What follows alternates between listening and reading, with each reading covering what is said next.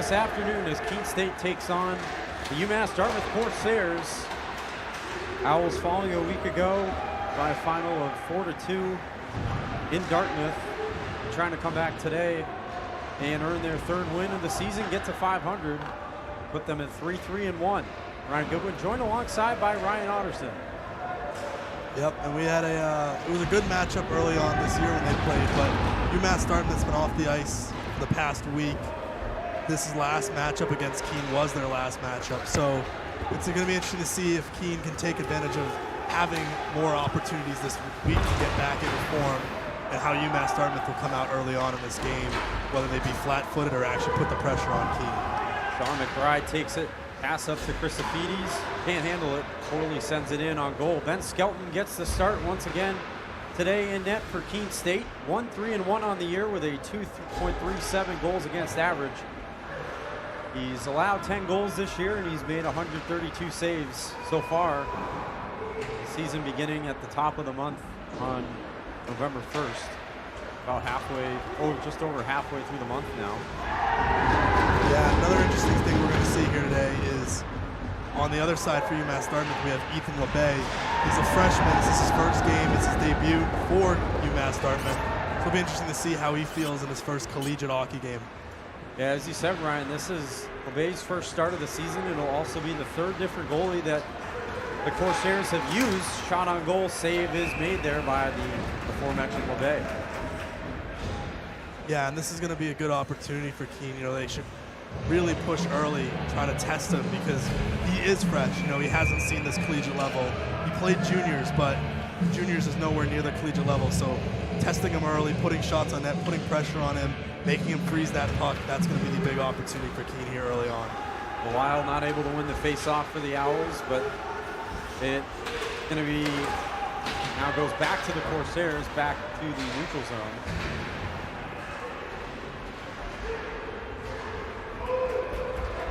Corsairs coming back the other way, thrown in front. Might have not gotten through on Skelton. Owls come back the other way. Thrown in there. Going for it was Belial, not able to win it. Owls trying to keep up the defensive pressure. Back to McDonough. McDonough throws it up ice. No icing, officials wave it off.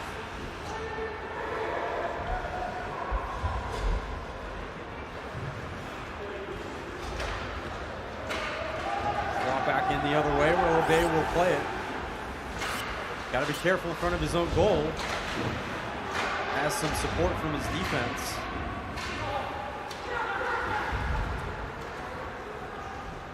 Off ice there, Owls back the other way.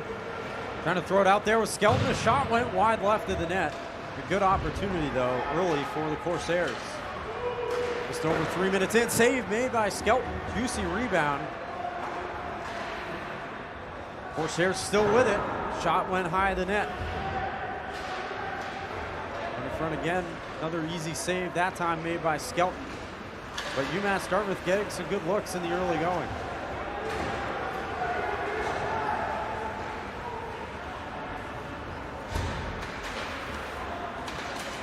Hanley throws it up. Big hit there, made the other way by the Owls. Sean McBride. Contact early. Of course, these two teams, the Owls not officially yet in the LEC. That's a rule you have to play independently in your first season. A shot made, and LeBay with the save right to the chest. Yeah, and that's what you want to do here early on for Keene. You know, put those shots on net. He made a great save right there. They had an open left side of that net, but he was stonewalled in there. But it's going to be interesting to see going forward. You know, you got to keep up the pace on those offensive face-offs. Keep winning them. They haven't won them here early on, but it's important to have offensive zone time. UMass-Dartmouth's doing a great job so far early on. They've put a lot of offensive pressure, almost like they haven't skipped a beat since last week. Yeah, they certainly got their rest over this past week. And again, as you mentioned earlier, Ryan, their second straight game against the Owls. Doing a little home and home, back-to-back Saturdays. Pass now goes to Sean McBride. McBride throws it in, didn't get all the way through. Battle for the puck there. Christofides takes it back to McBride.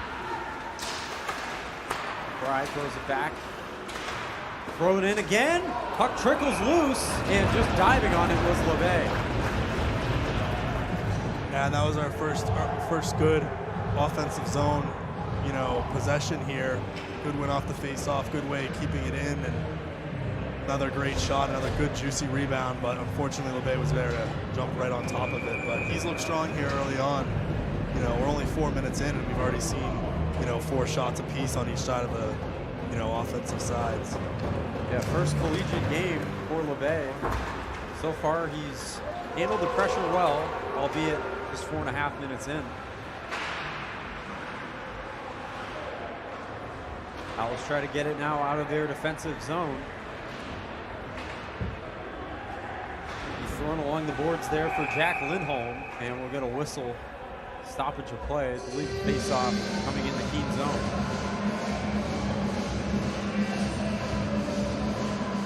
Keene State is 2-3-1 entering today's contest, but that number a bit misleading is that extra one on the end actually is a shootout win over Castleton. That was their first victory of the season. So realistically, the Owls, in a way, are 500 right now. Yeah, but here early on this season, they are still ironing out those inconsistencies. They haven't won 2 games back-to-back. It's been 1 win, 1 win. And vice versa. So it would be good here today if they could get that win and then maybe keep moving forward and try to get on a little bit of a streak here, get themselves above 500 for the first time this year. And for a first-year program, that's often a very good sign if you can be even close to 500 or above 500, because obviously new players shot in there on Skelton. He's able to get a piece of it, trickles around. Yeah, and you have an early, young team. You have a freshman team. Like 75% of this team is freshmen, and they've had streaks where they've shown really good hockey play. And I think it does say a lot for their future. I think they are going to come out strong, moving forward, and even looking in the next couple of years. They're going to have a lot of these guys who've played together and played, started as freshmen on lines together. That's going to really help this team, especially once they join the LEC. The other way come the Owls. Unger with a chance. Save is made by Labe. And now back the other way come the Corsairs. Peter Unger with a terrific chance. Just over 6 minutes into this one for Keene. LeVay with another good save, though.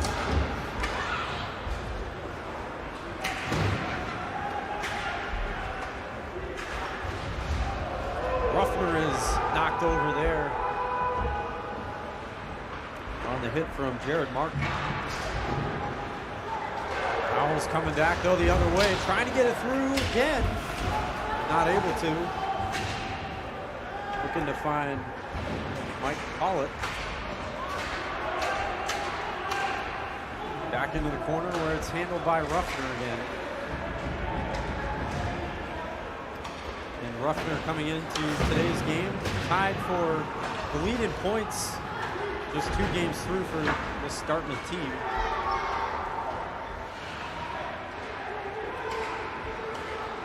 Back the other way, though, comes Keene. Maybe a chance on goal, trying to throw it through. Not able to find a man.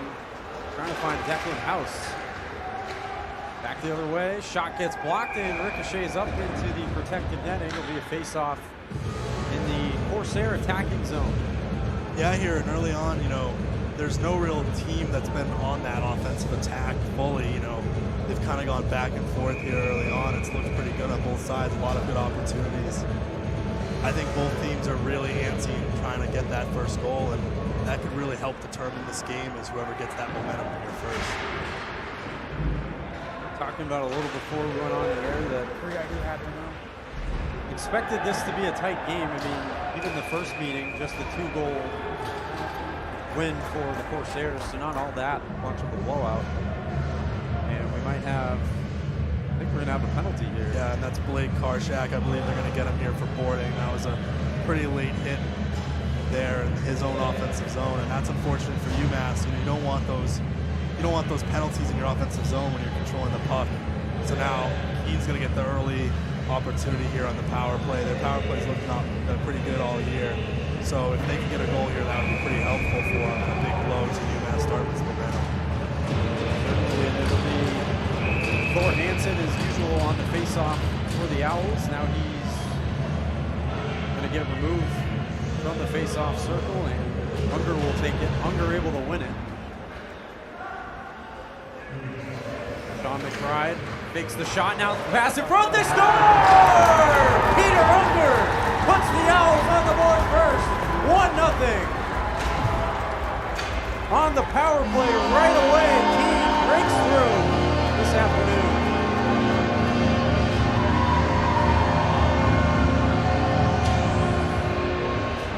Talked about power play woes. Right away, they break through just 8 seconds in and take a 1-0 lead. Yeah, that was an awesome offensive attack. Really quickly get the puck to the top of the zone, put a shot on, get a rebound, and Unger was just there to slot it away on the bay. And that's just what Keene State wants, and that's exactly what UMass-Dartmouth didn't want here, is a momentum swing early on. The Owls playing from the lead, something that could be all the more important here, especially in your first season. Yeah, absolutely. I mean, this year they haven't had a lot of opportunities playing from the lead. They won against SNHU from the lead, but they did give up those 2 goals to let SNHU tie it. We saw a pretty good game against Westfield State where they had the lead and they did a good job containing it. And that's what they should do here moving forward, is just focus on containing it. Don't put your foot off the gas, and play some solid defense, and let your offense get those opportunities when you can. Flopped around the boards there. The Owls can't keep it in. Now goes up to the neutral zone where it's played by Lutzke. Trying to bring it back the other way, and they do. Sean Gray with it. Going wide of the net intentionally to Manus. Pass back to Shane Mazur. Mazur tries to throw it around the boards. It's taken back by Manus. Mazur again throws it in. LeBay didn't see it, but luckily it went right to his pad. Now throws it back in front. Back around for Corey Manus. Manus fights for it and wins it back. Working behind the UMass-Dartmouth goal. Peter Unger, the goal scorer, has it. Pass back in front. A shot got blocked on the attempt from Chase Carney. And now we're going to get a whistle stoppage of play. And we'll see where, I think the face-off will go. Looks like it might stay in the Keene attacking zone and will. Keene State in their usual road uniforms today as part of the blackout game. Trying to get fans to wear black, especially students, team spirit. Yeah, and here later tonight we're going to have the girls game. That'll be a good one against Riviera. They won last night. Let's see if Riviera can kind of pull what they did to Plymouth State, dominating in the first game, and hopefully they'll, show up tonight and, put on another show for the fans here at home, We have word I-Chung will be in goal. She had a terrific night in her first goal in her first game last night. So it'll be interesting to see, how she can continue that and run forward. John Belisle looks like we'll be on the face-off opposite Patterson. Colin Patterson leads the Corsairs in goals early in the year. Again, a very small sample size so far. You see on your screen the sun at this hour trickles in from front windows to make it a bit challenging here on the ice. Trying to see in that area, but the sun should be going out shortly.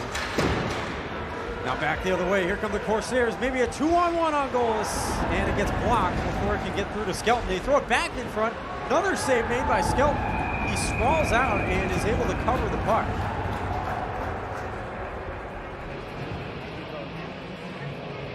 Great defensive recovery there by Keene. Lost in an offensive zone. Good block shot, and then Skelton there, stonewalls and covers that puck up pretty quickly. Looked pretty good here early on. The defense has been pretty good here early on. Eliminated the offensive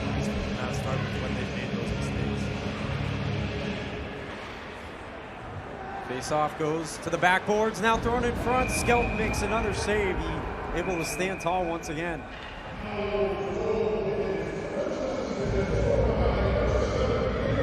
So Peter Unger, as you hear over the PA system, gets his first goal of the season. Just under 10.5 minutes left in the opening period. Owls able to win it back. Can't clear it out though, and it's going to go back the other way for Missouri. Fight for it there in the corner. Thrown in there by Minaya. Dia gets it back. Pass cross ice. Another save is made by Skelton. Owls having trouble getting it out of their own zone here, and they have to be careful. Another shot high of the net. Pass back off the boards. It almost was played perfectly for the evening goal, but shot goes wide of the net once again. Yeah, and UMass-Dartmouth has done a good job here recovering from that first goal. Now they're here with kind of gaining a little bit more momentum back. You know, they had a good offensive zone possession right there. You know, got some shots on Skelton, struggling to get that puck out, and they have the face-off. Once again in the defensive zone, Corsairs take it. Pass back to Ruffner. Ruffner tried to throw it in, didn't get home. Now big hit there, open ice hit for Jared Martin. He's had a couple already. Goes back to the corner, and icing will be called on UMass-Dartmouth. That was a good physical, clean hit. UMass supporters and the players thought that was a call, but that was just right in the open ice, you know, right there. Good, solid, clean hit. And that's the physicality you have to bring here early on for Keene. You know, keep that intensity up. You know, you lost a week ago to UMass-Dartmouth and saying, here, we're here to play. We're not here to, you know, lose again. And we've seen that physicality early in the season from Keene. Saw them in that opening night game against Riviere. Had a bit of a brawl there, and there's a lot of hitting going back and forth between those two teams.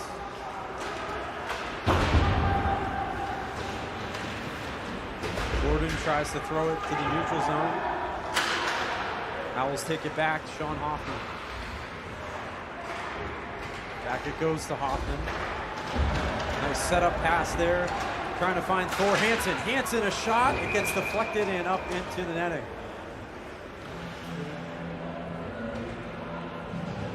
Another good look there for Keene.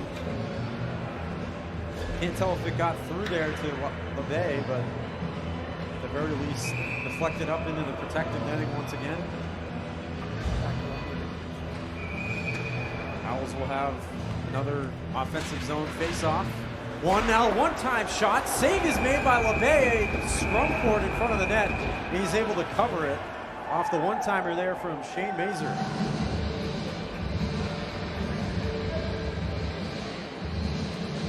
Referees help everybody to their feet.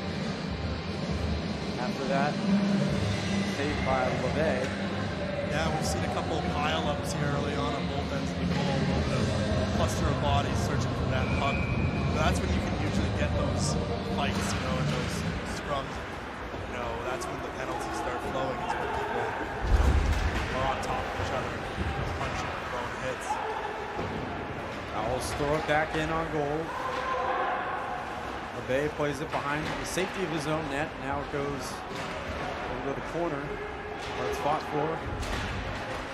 Chase Harney going after it, not able to get it. Jordan falls down. Corsairs win it back, and now back in the defensive zone. Owls try to regroup. Get something headed the other way. Shot on goal, easy save made there by Skelton, and he'll just cover it for a face-off.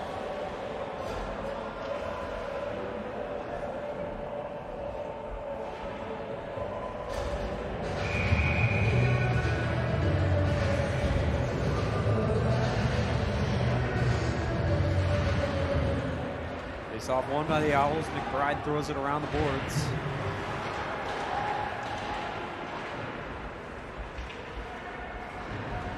a scrum there in the corner, but it goes back over to Sean McBride.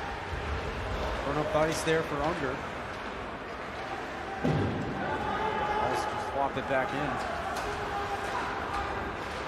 Johnston with a nice pass up the other way, thrown in. Hits the top of the glass and it hit the lip, so that will be like a face-off. Didn't quite get the netting, but still made it above that back glass. Yeah, and that was another good opportunity here early for the Corsairs, but unfortunately got tipped or something on its way through, and now has to fight again in that offensive or defensive zone. Early on here, UMass has looked good shooting-wise in that offensive zone, so hopefully I hope get it out, which they have as I was talking. Shots on goal right now, 8-7 scored in favor of the Corsairs. But the Owls currently have the advantage on the scoreboard, 1-0. It's the Peter Unger goal. Chance in front. Shot didn't get through, blocked by the Owls once again. At least doing a good job here early, getting bodies in front of the goal. A lot of the Corsair shots have not gotten through. Clark, a little self-pass, wins it back. Now it goes the other way to Declan House. Gets through all the way to Skelton, and he's able to cover for a save. And another face-off. UMass-Dartmouth in their offensive zone.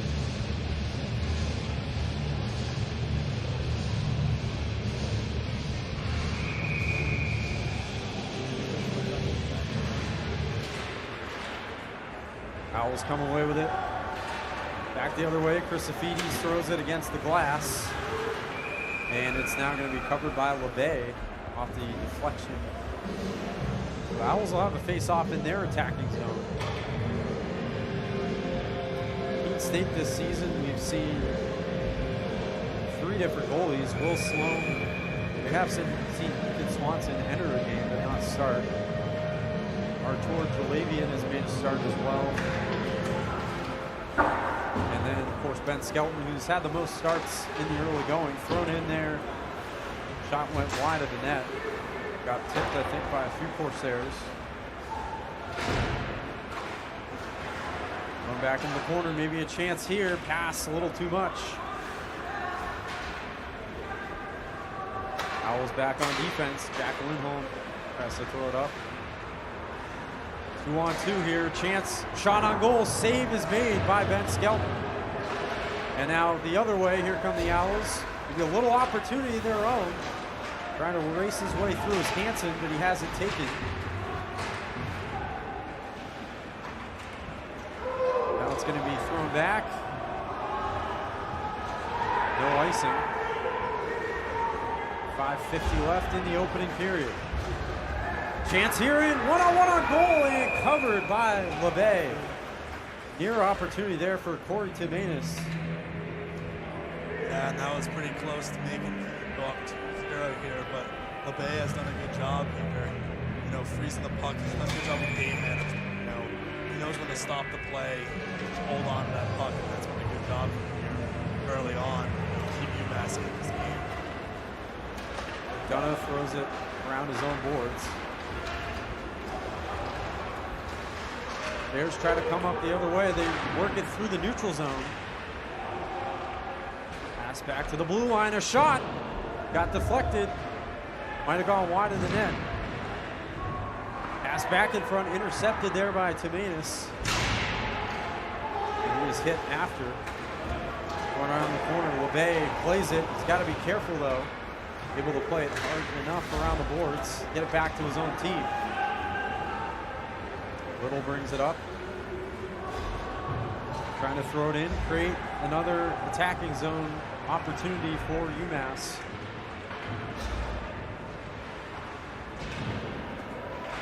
Once again, thrown around the boards. Owls able to win it back with Unger. Tries to get it through to the neutral zone.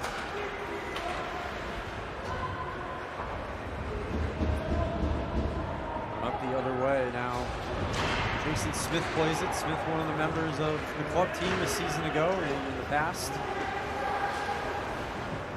Going back around the boards there, it's Fontaine. Fontaine tried to throw it in. Unger couldn't get a clean shot away. Back the other way comes UMass-Dartmouth, working their way through, have it taken away. The back and forth game continues. Now a look on goal and offside is called on John Belisle. Yeah, and despite that offside, zone entrance here for Keene early on, it looked pretty good. That was almost another opportunity, you know. And every time you get in that offensive zone, they've done a good job testing LeBay and keeping him on his toes, and that's been a really positive aspect of the first period. Owls regain control after that face-off. Thrown in on goal, save made by LeBay, and he'll cover another face-off. Face-offs right now, 11-10 in favor of Keene in terms of the one category. UMass-Dartmouth, 6 block shots. Owls have 4 block shots. Rattled back around the boards and now played up past center ice.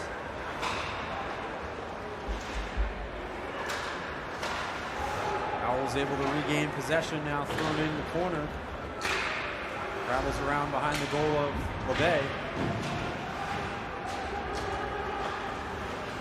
Goal so far was Peter Unger. His first goal of the season for Keene State. As the deficit currently still at 1-0. Clark plays it up. UMass-Dartmouth, though, trying to answer a chance in on Skelton. The save is made, but we have a delayed penalty, and now we're going to get the call.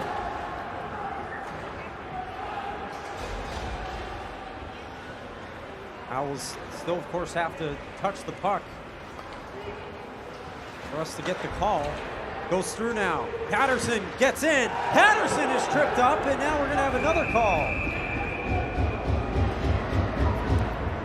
And that could be dangerous for Keene. Yeah. First of all, you're going to have that initial penalty, and then Patterson almost broke all the way through. He got tripped up on his way. See how the officials rule this.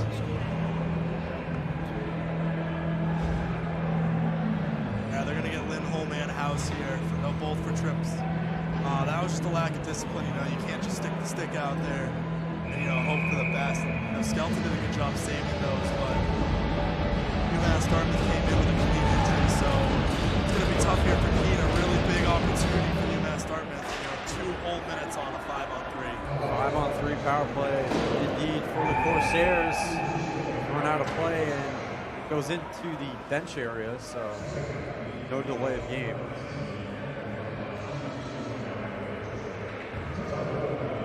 Keene State can somehow kill this off, though. That would be a big win.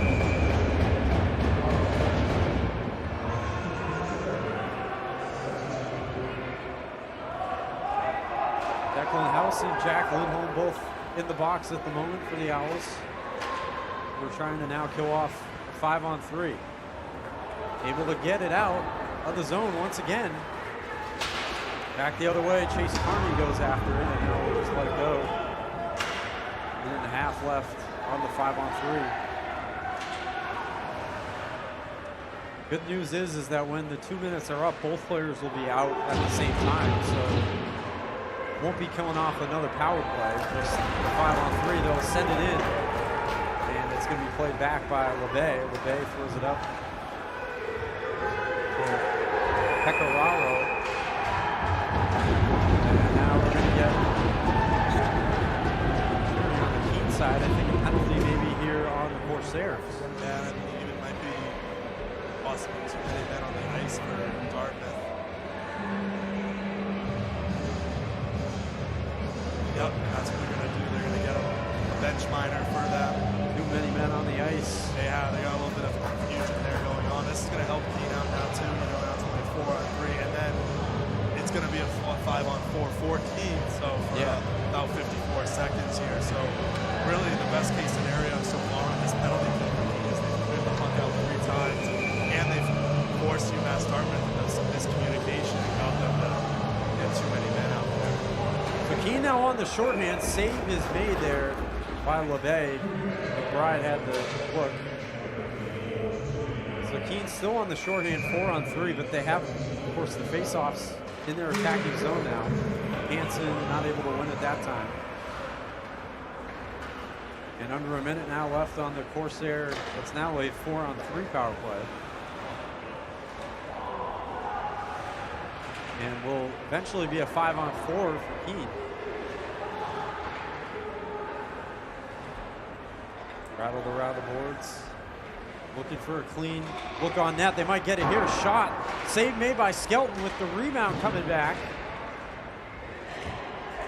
Scrum for the puck around the back of the net. Jason Smith and McBride going after it. Got to get bodies in front of the goal here if you're Keene. Another look here. They continue to pass around. One-time shot. Save made by Skelton. Rebound. Still loose. And finally they bury it home. And that looks like Colin Patterson with the goal for the Corsairs. And we are even at 1 on the power play. Yeah, and that was just a really good job. You know, they got into a little bit of a diamond form there. They put some shots on Skelton. You know, once you get to that third shot, Skelton was, kind of sprawled out a little bit. He couldn't really get coverage on the net. Keene was a little slow to him, but at least now Keene will have the power play for about a minute and 3 here. It'll take us right to about the end of the period, which is going to be good. You know, at least you're not down going into the first period. There's a lot of positives to take away from this first. A lot of good looks for the Corsairs, and they finally get on the board. Big hit there on Johnston. Owls try to win it back, and now the penalty is officially over. Skelton got to be careful here in his own corner. Wisely plays it to the other side. Working there against Johnston. Now 40 seconds to go on the Keene State power play. They say that's offside. Carney was the one who touched it. Bit of a delayed offside call there from the officials, but they get the Owls for it. Yeah, the refs looked like they had a little bit of encouragement from the UMass bench, a little bit of an eruption from there when they saw that. What do you call? Carney wins the face-off. Goes back the other way. Tamanis works it back, just throws it though into the neutral zone where Mazer takes it. 25 seconds. So Colin Patterson, that's his 3rd goal of the season. And he, as we mentioned, leads the team. Thrown in there by Mazer, high of the net. 15 seconds left in the period. Now 10 left on the power play. Owls got to do something fast. Tamanis throws it in, and a save is made by LeBay. A little bit extracurricular activity there with Hanley and Carney in front of the goal. Yeah, the physical battle here early on is kind of escalating here a little bit as we progress. We've got 2 periods left to play. Like you said earlier in the broadcast, these teams have already faced each other once this year. They've already established probably a little some relationships on the ice, so I'm interested to see how they carry on throughout the rest of the season. Face off. Battle for it. Now finally won by the Owls. 5 seconds left. McBride a shot. Rebound. Puck still loose. Trip up in front of the goal, and that chaos is going to be the way that the first period ends, and we have some extracurricular activity after it. Officials getting in the middle of it, trying to prevent a brawl here. With all that said, after 1 period, we are tied at a goal apiece. Late goal there in the first from Colin Patterson. The goal earlier in the period scored by Peter Unger. We'll be right back after about a 15-minute intermission here on the New Hampshire National Guard Owls Media Network.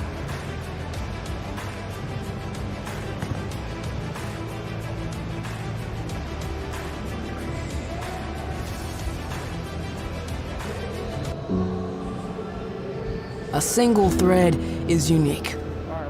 Like each of us, full of purpose and potential. A strand designed to connect, strengthen, and unite. But we face different challenges and have different opportunities. By acknowledging that others may struggle in ways we do not, we can celebrate our differences, embrace each other, and fortify the ties among us. A single thread can fray, yet when it's woven with another, a bond forms. A new strength created by the fabric of the whole. Let's embrace the fabric we make together, the diversity of our threads, to reach beyond ourselves and overcome the impossible. The true power of our game comes from unifying our individual backgrounds, connecting our unique stories, enabling us to be stronger, braver, greater. We can achieve so much more when we are all as one. What a season! The confetti is going to fall. There she goes, and she's down. How sweet is this, and how wonderful for the sport.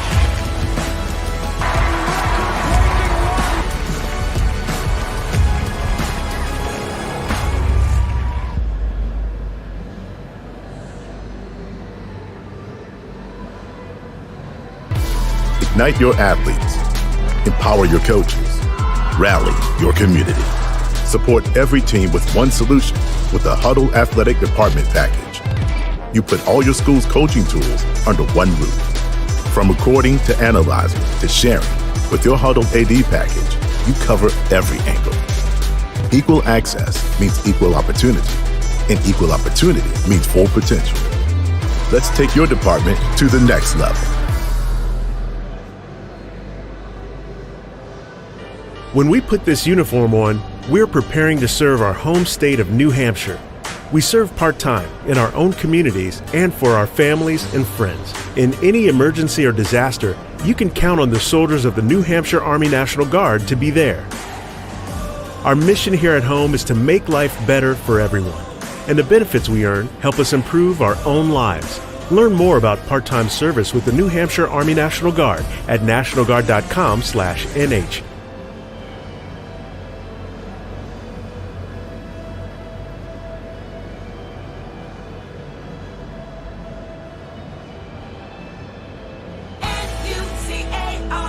NewCar has over 1,700 pre-owned vehicles, the largest selection of inventory in New Hampshire. NewCar Nissan of Keene has the most competitive prices. With a selection of over 30 brands, NewCar has exactly what you need across the Granite State. Find your new car from any of NewCar's family of dealerships throughout the Northeast and get it shipped to NewCar Nissan of Keene for free. Plus, we'll deliver your new car right to your door. Visit NewCar Nissan of Keene today and discover why everyone loves a new car.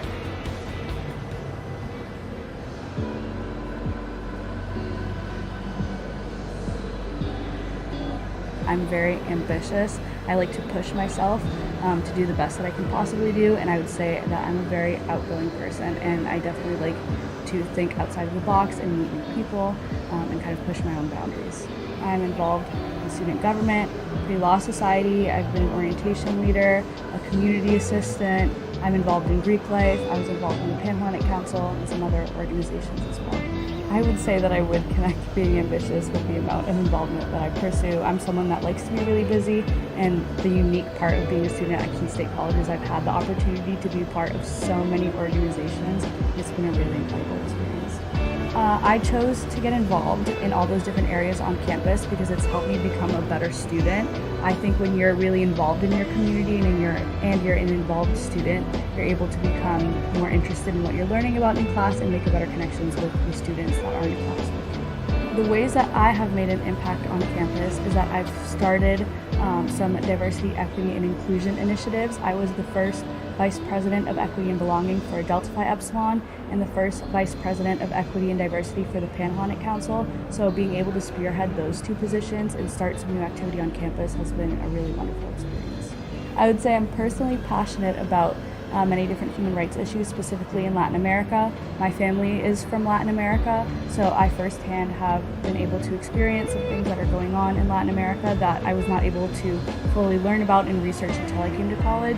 Coming to Keene State College, I've learned that I love learning about issues that are happening across the world, and it's an opportunity that I was not able to have in high school, as well as the opportunity to learn about topics that are happening not only in the United States, from professors that have experience in other countries around the world, which is a very unique experience. This past summer, I did the Washington Center internship through the Global Education Office, and I was able to spend a semester in Washington, D.C., and I worked for the Hispanic Association on Corporate Responsibility, where I created diversity, equity, and inclusion training for Fortune 500 companies. That was an absolutely amazing experience. I got to learn more about my passion about diversity, equity, and inclusion, and education as well, which is a topic that's really intertwined with Holocaust and genocide studies. And I also got to spend time to do research into topics that I'm interested in, which is something that's very unique about the Holocaust and genocide studies program.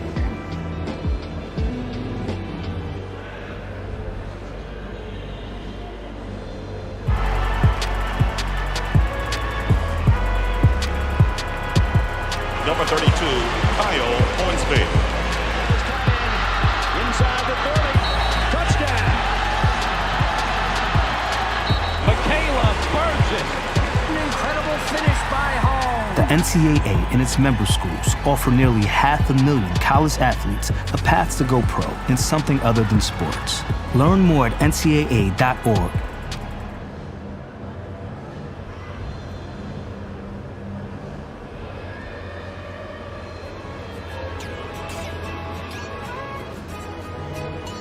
We are Keene State. Here, we believe that everyone is welcome and anything is possible. We're empowering your unique voice. Igniting potential and possibility. Look closer. We are a tight-knit community, an inclusive community, where people can be their true selves.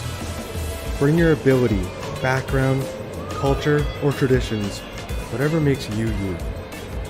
Because Keene State becomes home from day one.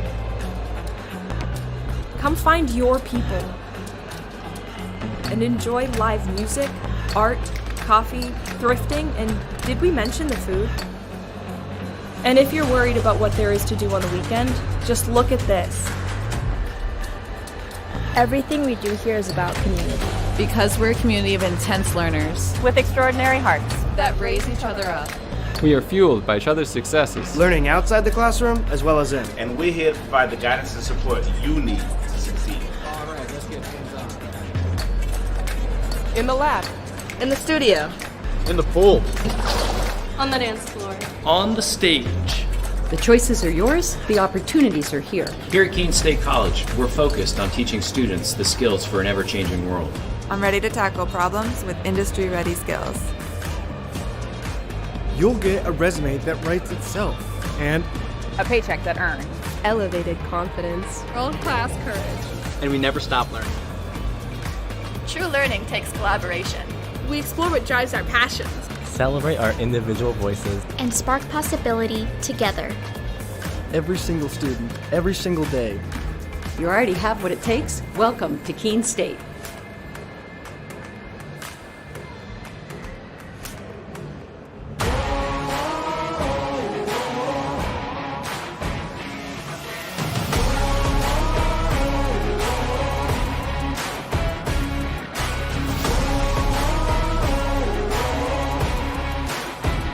We are in a brand new state-of-the-art esports facility at Keene State College. 16 brand new PCs, broadcasting PC, coach PC, brand new equipment, headsets, mice, keyboards, custom desk pads. So it is a gamer's dream in here. This space, I love what they've done to it. I got to see it before it got renovated into what it is now. It looks amazing. I look forward to coming here every day just to see the space and just play in this cool environment. It was a real upgrade for me, and I think that's part of the reason I play a lot better now.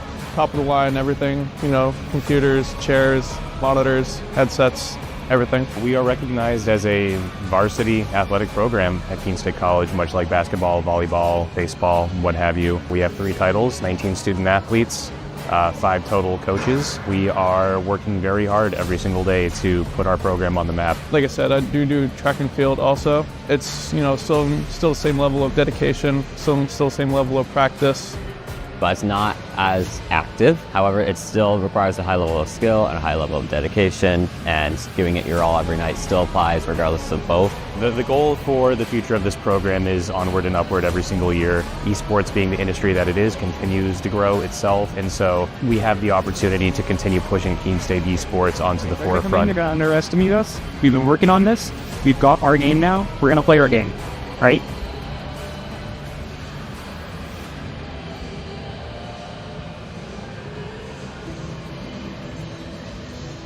I remember writing in the 2nd grade that I wanted to be a teacher, and I always knew that I was going to be a teacher. I started school a year early, and it created challenges for me because I wasn't able to pick up material as fast as the other students. Outside of school, my Jaju would quiz me on my math facts and read with me. It showed me that even though I had challenges in school, there were still people who wanted to help me. In high school, I knew I had to work harder than everyone else to get the same results, but I had teachers that would help me in subject areas outside of their own because they could relate to how I felt. The way these interactions with my Jaju and my teachers made me feel while I was learning is the inspiration for how I'd like my students to feel. I'm able to build relationships and be vulnerable with my students when they're struggling because I've been in their shoes and I know exactly how they feel. Being able to relate to them from my own experience has become a massive asset in becoming a teacher.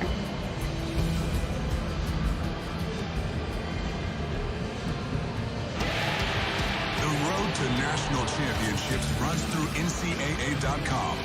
And whether you follow one college team or all of them, it's never been easier to get the content you want all in one place. With live broadcasts of multiple championships across all divisions, with exclusive access. Turn this music on, we still dancing. And highlights for every single championship. Stay in the game all season long with NCAA.com, the home of college sports.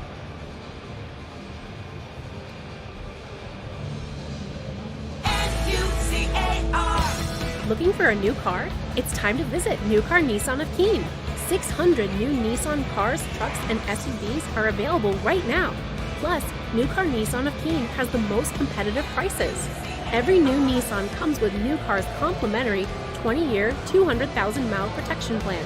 Drive worry-free for many miles to come. Visit New Car Nissan of Keene today and discover why everyone loves a new car. I pledged. I pledged. I pledged. I pledged. I am an NCAA student athlete. And I pledge to be a champion of unity. On my team, on my campus, and in my community. I pledge to embrace differences and strive for inclusion and collaboration. I pledge to stand against racism, hate, and discrimination. I pledge to strive for love, care, and forgiveness. I pledge to stand against silence, deceit, and obscurity. I pledge to strive for dialogue, truth, and understanding. I pledge to stand against fear and doubt. I pledge to strive for trust and belief in one another. I pledge to stand against complacency and stagnancy. I pledge to strive for change and growth. I commit to supporting my fellow student athletes in all circumstances that impact them. I commit to both choosing unity personally and encouraging it for all. I pledge these things because we are stronger together. United as one.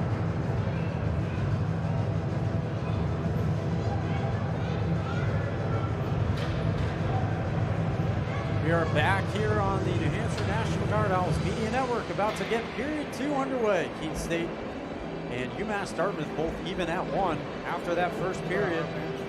Take a look at shots on goal right now in favor of UMass-Dartmouth. 13 to 11 total shots, 28 to 19 in favor of the Corsairs as well. Both sides scored their goals on the power play. Keene State, it was for Peter Unger, and for the Corsairs, it was for Colin Patterson. The game at 1 in the closing minutes of the opening period. And we're going to start off here with offsetting minors. So it looks like we're going to probably here place 4-on-4 to start off, which we mentioned to see. Another stat we want to look at here is the face-off wins, 15 apiece on both sides. So that's a big story talking about. Even on the face-offs, both teams kind of in a stalemate here early on in that first period. Had great opportunities. Both teams scored once. No one really able to, define the game, set the way they want to play. So it'll be interesting to see which team has that second period adjustment. Sean McBride weaves his way through, drops it off. Tried to find Mazer there. Not able to on the pass from Carney. And the offsetting penalties came, I believe, at the very end of that period when there was that scrum. So probably roughing 2-minute minors for each. Yeah, they nabbed Thor Hansen for Keene State and then Connor Little for UMass-Dartmouth. Definitely a penalty-worthy scrum at that end. They were both in a pretty big fight. Yeah. You know, referees were trying to claw them off, and they were still going at it. So Kyle Gonzalez weaves through. Shot on goal. Save is made by LeBay. First shot for Keene State of this second period. Gets through on the Dartmouth netminder. Back the other way, thrown in. Save made by Skelton. Another save off the rebound. Scrum for the puck there in the corner. UMass-Dartmouth wins it back. Pass back along the blue line to Hanley. Deflected there. Now thrown back in front. Didn't get through. Pass up to Christofides. Christofides can't handle it cleanly, but he chases after and wins it back.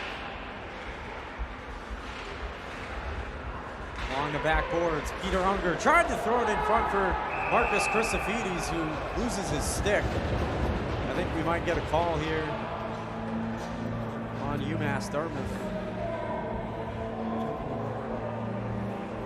And I believe a slashing is the call. Yep, they got Cade Hanley for slash. Stick went up in the air, you know, just pretty obvious call there.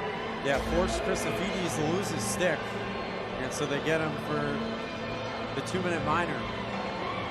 Yeah, now Keene's gonna have a 19-second 4-on-3 power play. Those are effective, you know, when the ice gets, wider out there, there's more space to do things. It'll be interesting to see if they can do something with it here quickly. Keene State 1 for 2 on the power play so far, trying to now make it 2 for 3. Shot by Christofides, save is made. Flex up into the glass. Unger, pass back, another shot. Another save made by LeBay. Back it goes to McBride. Had to get it through faster.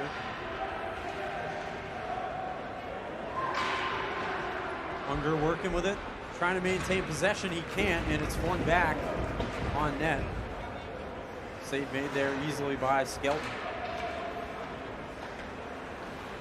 I'll try to come back the other way. McBride, nice pass out wide. A shot on goal. Save is made again. Corsairs able to send it back the other way. McBride chasing after in the corner. He's got to be careful though here. Maybe a shorthand chance for Dartmouth. Back around the boards it goes. More Hansen played it there. McBride pass back to Hansen. Hansen across. Christofides. Christofides loses his handle on it. Now 1-on-2 here. Shot didn't get through. Wide of the goal on Skelton. Kyle Gonzalez now will look to bring it up. Under 30 seconds to go. Peter Unger gets taken down. Back in the corner it goes. UMass-Dartmouth trying to put the finishing touches on the penalty kill. Shot there. And save puck still loose. And cleared away by the Corsairs. His initial save there by LeBay. Sent up the other way, and the power play has been killed. Trying to find the way through are the Owls. Collision there with Carney, and they're not able to. Come back through there. Owls come back the other direction, trying to mount another opportunity.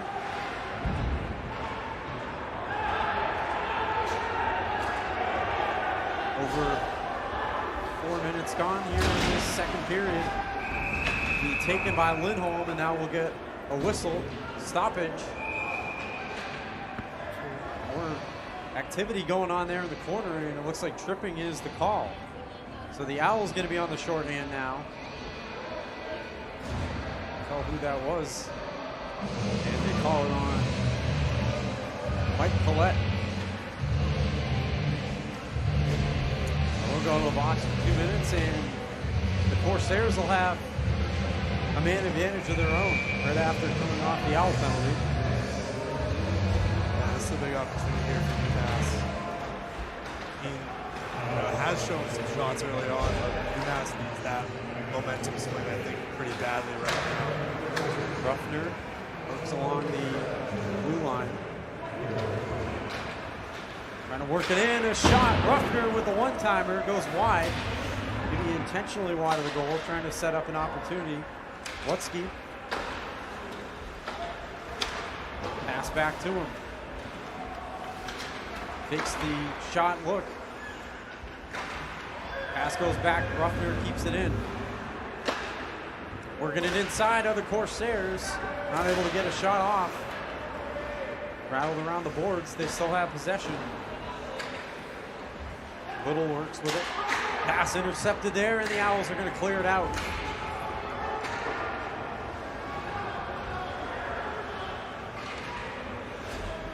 Half a minute gone on the power play. Halfway through. State tries to kill it off. Corsairs took advantage of the power play at the end of that first period to tie the game. Now looking to use it to take the lead here. Kept in. Skelton plays it around his own boards. Now taken the other way by John Belisle, and he sends it up ice.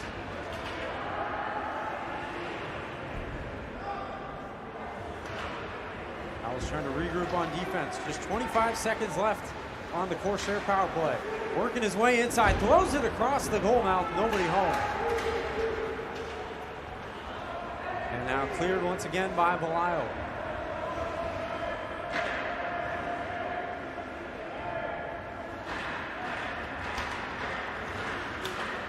Stewart throws it back in the offensive zone.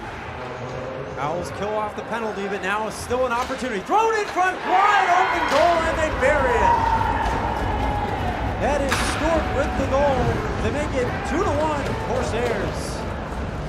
Yeah, Keene kind of fell asleep. They got back to even strength, but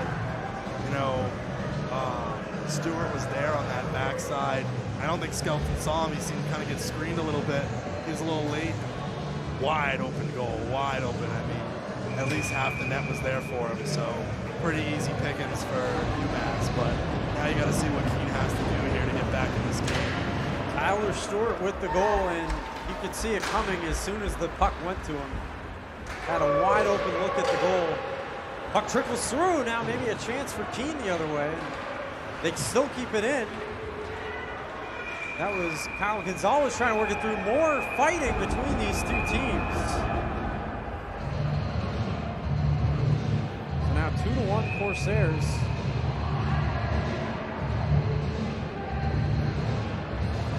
Yeah, they're going to grab Kyle Gonzalez here just for the extra push. And that's not what you need here if you are Keene State. You just got off the power play. The Corsairs score. And now the Owls are back on the penalty kill. And, they had a good offensive zone working in there. You just can't let those extracurriculars get the best of you. It just messes with your head, messes with the overall team. And now, they're back here. UMass could really put the pressure on and score another here. Early on in the second period, really kind of put Keene in a hole early here. We heard after the first game and the loss to Riviere, what Coach Rodriguez had to say after, and he said at times they probably could have won that game if not for some of the penalties. And we see it continue, an ongoing theme here this afternoon. Yeah, and they've killed them all year. They had a little bit of a good stretch last week with those penalties, but it seems like old habits are coming back for Keene State,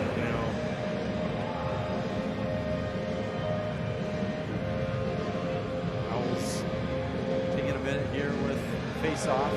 Jared Martin there. See if they remove him from the draw. He'll come back in, so they won't. So he goes against Little. Little able to win the face-off for UMass-Dartmouth the other way. And now we're trying to stretch the lead to 2 goals. Cross-ice pass to Wutzke. Wutzke throws it in. A save is made by Skelton. Tried to throw it in on goal and had it tipped.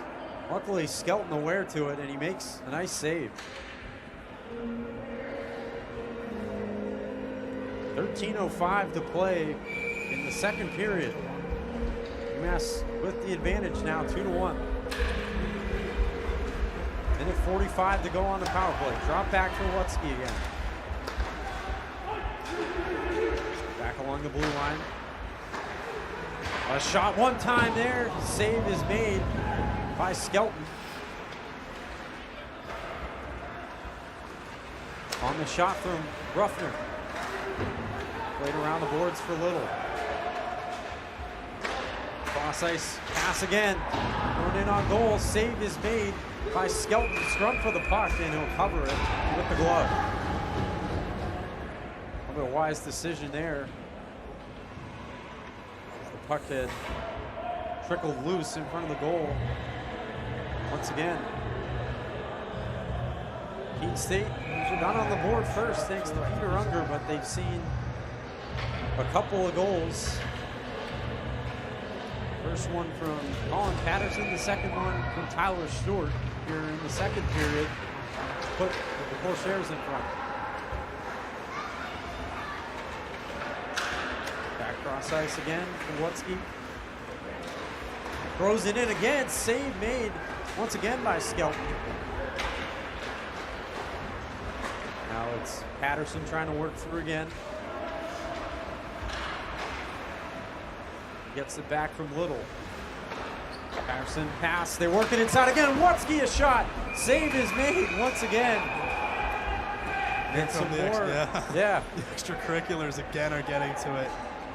You know, you just gotta stay out of that stuff. You know, those are what kills teams. You know, the lack of discipline.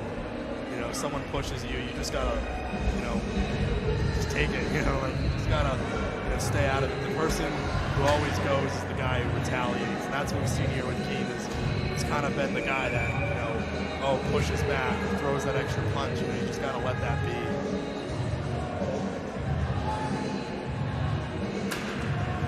Corsairs win it again. Stewart back to him for an opportunity. Half a minute to go, and finally deflected away on the other side by Sean Gray. Just what the Owls needed right there to give their defense a little rest, at least for a few seconds. But here comes UMass-Dartmouth back the other way. Anaya drops it back for Stewart. Stewart works his way inside. Behind the goal now. Cross ice pass again from Anaya. Anaya throws it in front. Save made by Skelton. Puck still loose. Goes back to the corner. The Owls are able to kill off the penalty. But it's intercepted again. Another chance in front on goal, and it goes wide. Puck still loose. Anaya, another shot. Owls can't clear it out of their own zone. Guy falls down, and finally it'll go the other way, where Corey Temenis brings it up. Or excuse me, that was Kyle Gonzalez. Save is made, and the mask comes off. And we have some more jarring for it. LeBay with the save. Yeah, it's going to be interesting to see if they send Anaya to the box, and they will. He pushed one of the Owls down right in front of the goal, and now Keene's going to have an opportunity here on the power play, you know, just like UMass has. So hopefully Keene can kind of figure out a way to put a puck in the net here and get this game tied back up. Game going back and forth on the power plays between both sides as we near the halfway mark of the second period. Owls trying to use this now to their advantage. So Anaya goes to the box. 2-minute minor. Keene able to keep it in their own zone for the moment. They still have it. Gonzalez throws it along the boards, looking for an opportunity for Christofides. Owls still keep it in. Christofides now has it. Tries to drop it back. Goes to Gonzalez. Gonzalez throws it around the board. Christofides gets it over to Unger. Pass back along the blue line to Christofides. Tries to set something up inside. They take a shot. Goes wide of the net. Rattled back to Gonzalez. Gonzalez works with it. Gets it back to Mazer. Now work through to Chrysofides. The shot. He scores! Marcus Chrysofides has done it again! And the Owls tie it up at 2. What a beautiful shot there by Chrysofides. He went top bar, almost went bar down. And then that celly right in front of the goal, the sliding knee. Fans are loving it here. What an awesome job by Keene to stay in this game and keep that pressure up. And you know, if you hang around long enough, you can stay in the game and win it. So that is goal number 5 on the season for Marcus Chrysofides, and we are tied with the power play goal. Keene State answers right back. Now looking to see if they can use this newfound momentum. The crowd certainly back in it. Back the other way though. Wutzke maybe with a 2-on-1. Thrown in front. Save made by Skelton. Puck still loose. I believe, again, the net came dislodged, so they'll blow the whistle and stop play.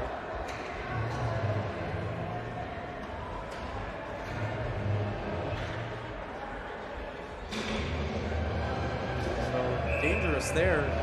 The other way after the goal for Keene State.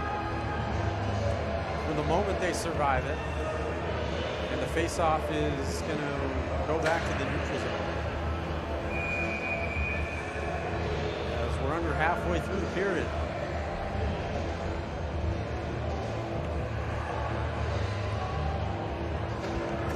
Goal apiece so far this second period for each side. Going around the board, Skelton falls down, puck is loose. But luckily right there to grab it on the other end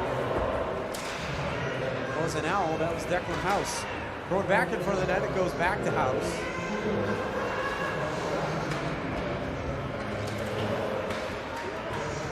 Around in the corner. More collisions there. Somebody lost his stick. That's Patterson. Gets it back. Shot there. Save made by Skelton. Puck still loose. Patterson gains control.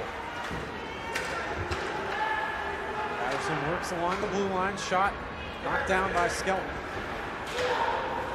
Thrown across. Maybe another opportunity. Now the Owls come back the other way. Working his way in is Festa. Festa throws it around. Owls keep it in the zone though. Puck thrown in front. Didn't get all the way through.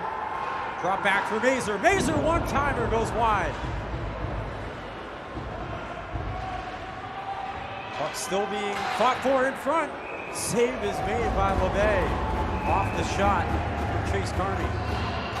yeah, LeBay's looks really good here. You know, his debut night, first time in collegiate hockey, and he's done a good job putting the stop to a lot of these key opportunities, especially as a freshman in your first game. So Owls with another chance in the offensive zone. Pass got tipped, and now skating after it. It's like Sean Hoffman. Hoffman got drilled in the corner. And he gets back up, a little gimpy. He's looking to find his stick.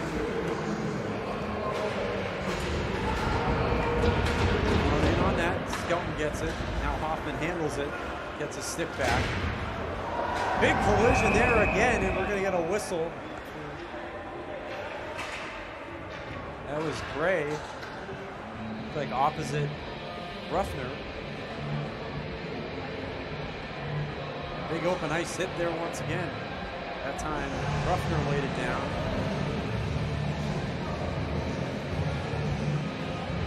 Face-off coming once again in the Corsair attacking zone. Goes back to the corner. Owls try to take it back, and they do. More fighting there, hand fighting between these two teams. Jason Smith works with it. Going back in, and it'll trickle into the Dartmouth bench. We'll have another face-off. Bulls even at 2 apiece.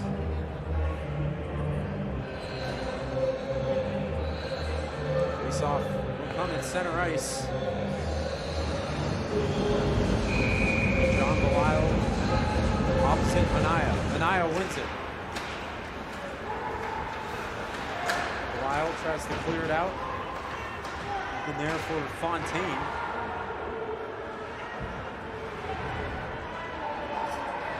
Puck goes back into the corner. Smith tries to get in, unable to.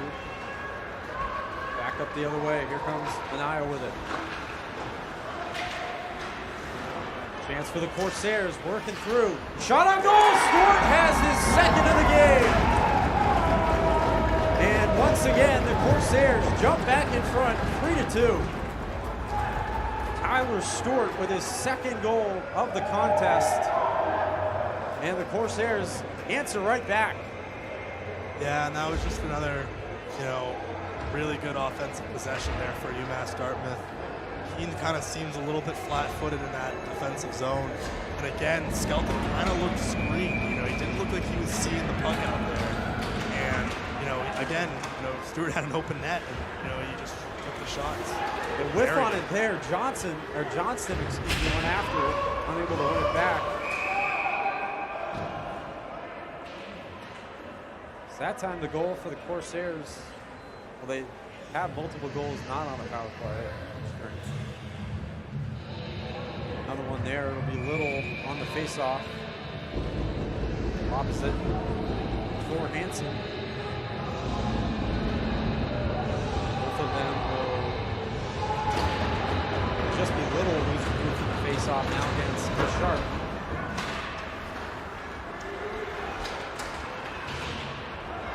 Gonzalez Owls try to come back the other way. They've already seen themselves down by a goal this period. Kind of 2-1, thrown in front. Goes wide.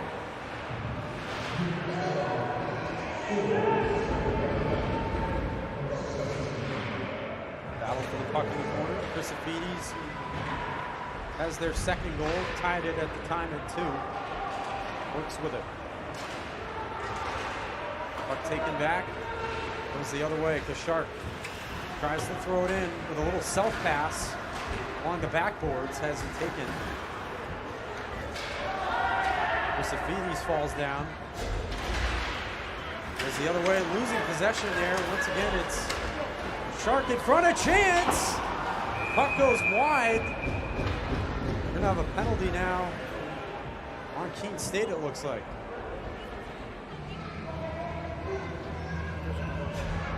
Let's see who goes to the box. And it looks like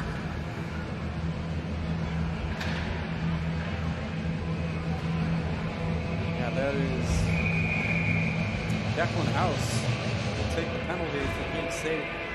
So once again, they find themselves on the short end.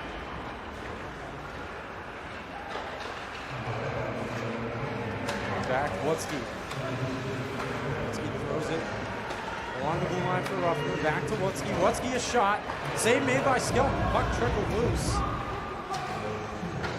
Now cross ice to Patterson. Back it goes to Wutzke. Along there, pass goes into the neutral zone, and Corsairs will have to regroup. Going back in, handled there by LeBay.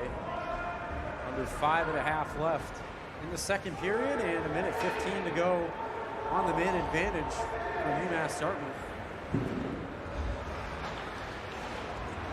Going across, Wutzke. Another look, able to get it back to Ruffner. Ruffner passed to Patterson. Tried to find Patterson again. Corsairs still in possession.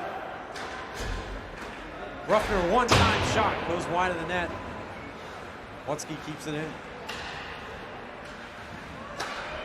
Back it goes to Ruffner. Ruffner finds Patterson. Patterson looking for something in front, but he found McBride. Shot got blocked. Again by the Owl defenseman. Another one-time shot got blocked in front. Owls still can't get it out of their defensive zone. Big open ice hit there from Collette. They finally get it into the neutral zone. Under 20 seconds to go, now 15 on the man advantage. Kyler Stewart looking for a hat trick. Shot save is made. Beautifully done by Skelton. Another clean look there for the Corsairs on the shot from Nicosia. Now we'll have stoppage. UMass-Dartmouth player had to get to his feet. Yeah, and Keene's really started to struggle here in the second period with this defensive zone. Just can't get it out. UMass just taking advantage of it. They already have two. You know, they've had some great shots in this power play. They almost made it three. So, but Skelton's done a good job holding his own so far. Face off one again by Dartmouth. Webster goes across for Clark. Clark's shot didn't get through. Owls come back the other way. He's able to find Sean Gray, who tries to work his way in. Can't maintain possession. Fight for it there with Carney in the corner. Back the other way comes UMass-Dartmouth. Pedraro throws it in. Puck trickled around, didn't get through. Jade Justice along the boards.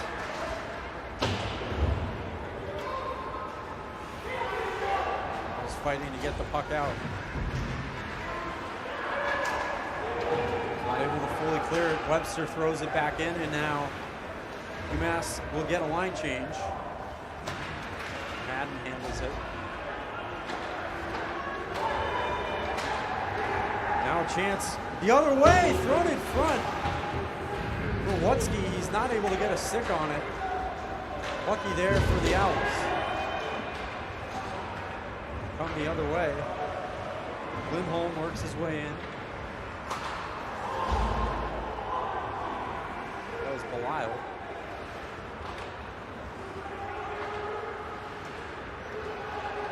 It's back over and thrown in once again. Played there by Skelton, handled by McBride. McBride tried to find Belial on a pass. Couldn't get it to him. Now Smith in the corner.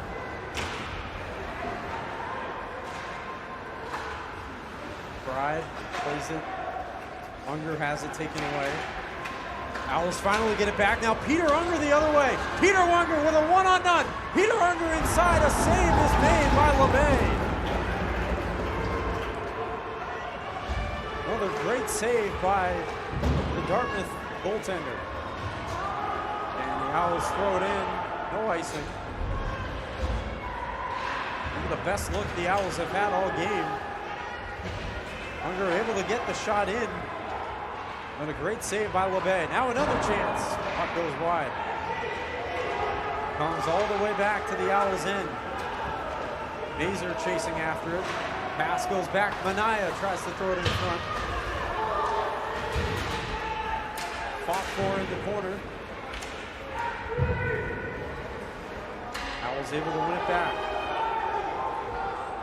Sean Hoffman tries to bring it up. Throws it along the boards. Looking for Kyle Gonzalez. And LeBay pokes it away. Rebound shot from Chrysophides. Gonzalez gets it back to Chrysophides. Rebound, puck still loose. Barmore in front. The Owls maintain possession and still have it. On the backboards.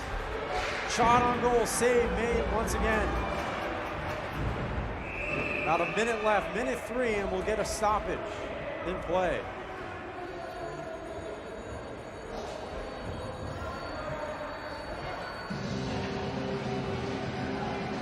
Final minute just about of this second period. Corsairs have gone in front to 2. Outscoring the Owls 2-1.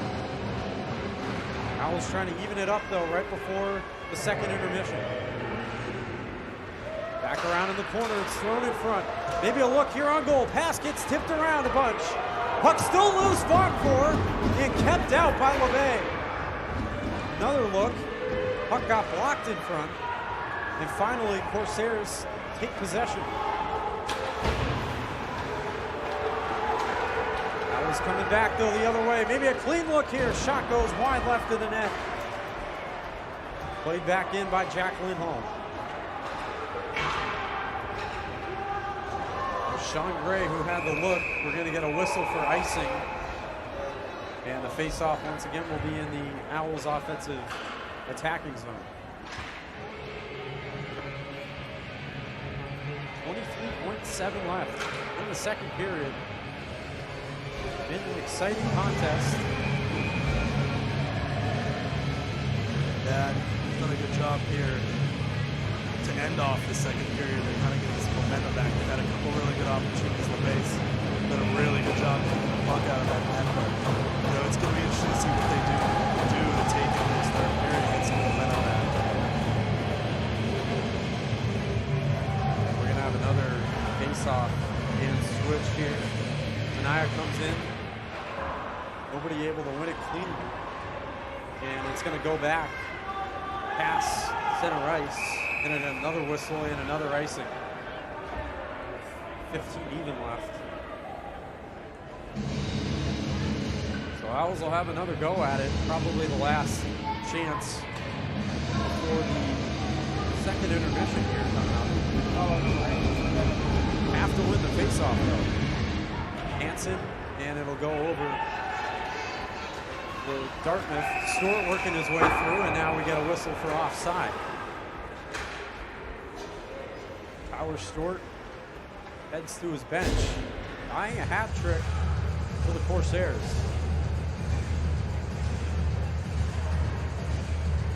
He has 2 goals in this period, and will not have a chance at a third in the final 8 seconds. Huge hit there again on Marcus Chrysofides, and time is going to run out on this second period and on the Owls. Chrysofides not very happy, you can tell with that hit. But they'll break it up, and we will head to the second intermission. Owls trail right now 3-2, trying to rally in the third period. We'll be back once again after a little break. We hope you'll join us for the third on the New Hampshire National Guard Owls Media Network.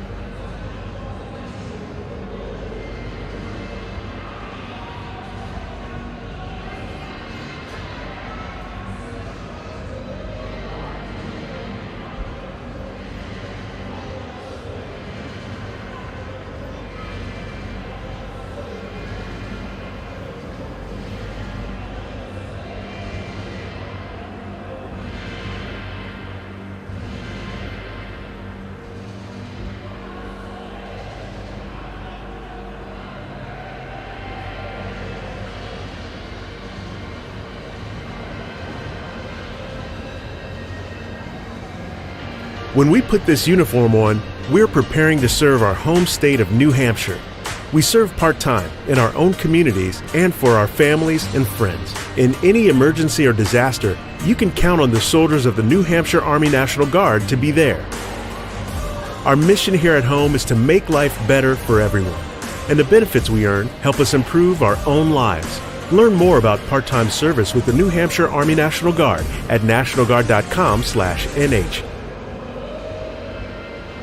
I know facts of 5 from front. I'm going to box out my 5 and my 8. My name is Ellie Lyons. I'm from Charleston, Rhode Island, and I'm majoring in elementary education and sociology. I am a student teacher, and I come into the classroom every single day from 8 to 3, and my CT, my cooperating teacher, will give me lesson plans or just things to do throughout the day so that I can slowly become used to running a classroom.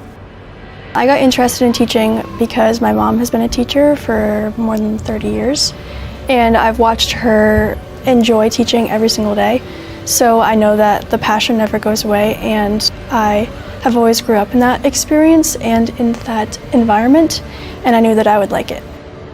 One of the bigger reasons that I picked Keene State was because of the education program and how quick it gets you into the classroom. I know I went to other schools and I talked to those programs, and their hands-on learning was way later than Keene State, so I decided that would be best for me. I prefer hands-on learning.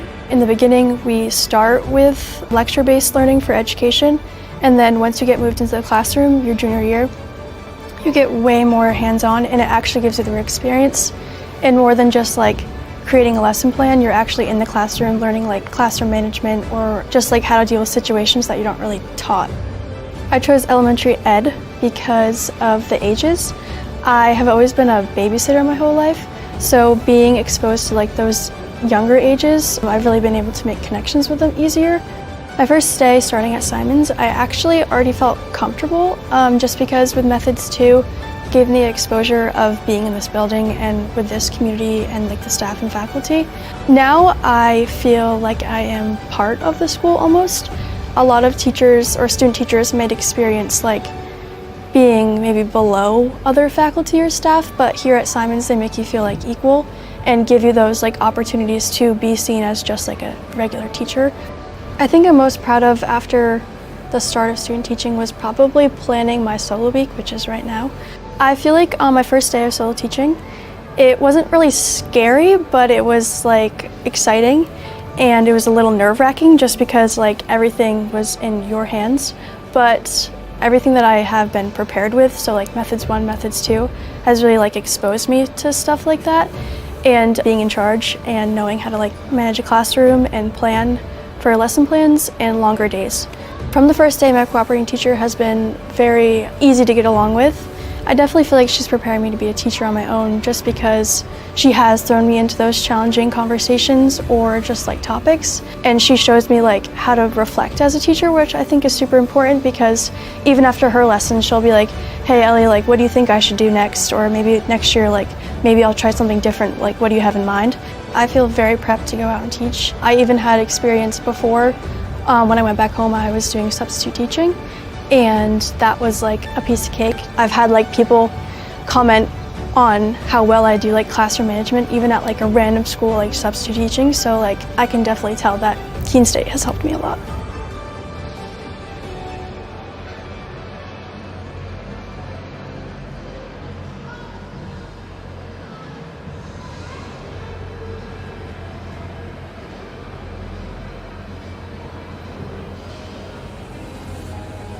Hi, I'm Dr. Kim Laufer, and I teach in social media. We find that there are so many jobs available in social media management, in social media analytics, in public relations. Everybody is looking for someone who can do social media, who can help them create a strategy and measure whether that strategy is working. In the social media major, you'll learn how to create effective content. You'll learn how to analyze content and make sure that the goals that you're trying to reach are being met. So the new social media major is going to help students learn how to build content that's appropriate for all different types of social media, whether it's TikTok or LinkedIn or Facebook or Instagram. You're going to learn how to create videos, create photos, and create post content. The social media major is designed to give you a well-rounded experience that pulls from a lot of different disciplines, including business and art, computer science, and journalism. So the goal of our social media major is to give you the experience that you're going to need to go out and do social media for yourself, for small businesses, for nonprofit organizations, healthcare, journalism, whatever you're interested in. Ignite your athletes. Empower your coaches. Rally your community. Support every team with one solution with the Huddle Athletic Department Package. You put all your school's coaching tools under one roof. From recording to analyzing to sharing, with your Huddle AD package, you cover every angle. Equal access means equal opportunity, and equal opportunity means full potential. Let's take your department to the next level.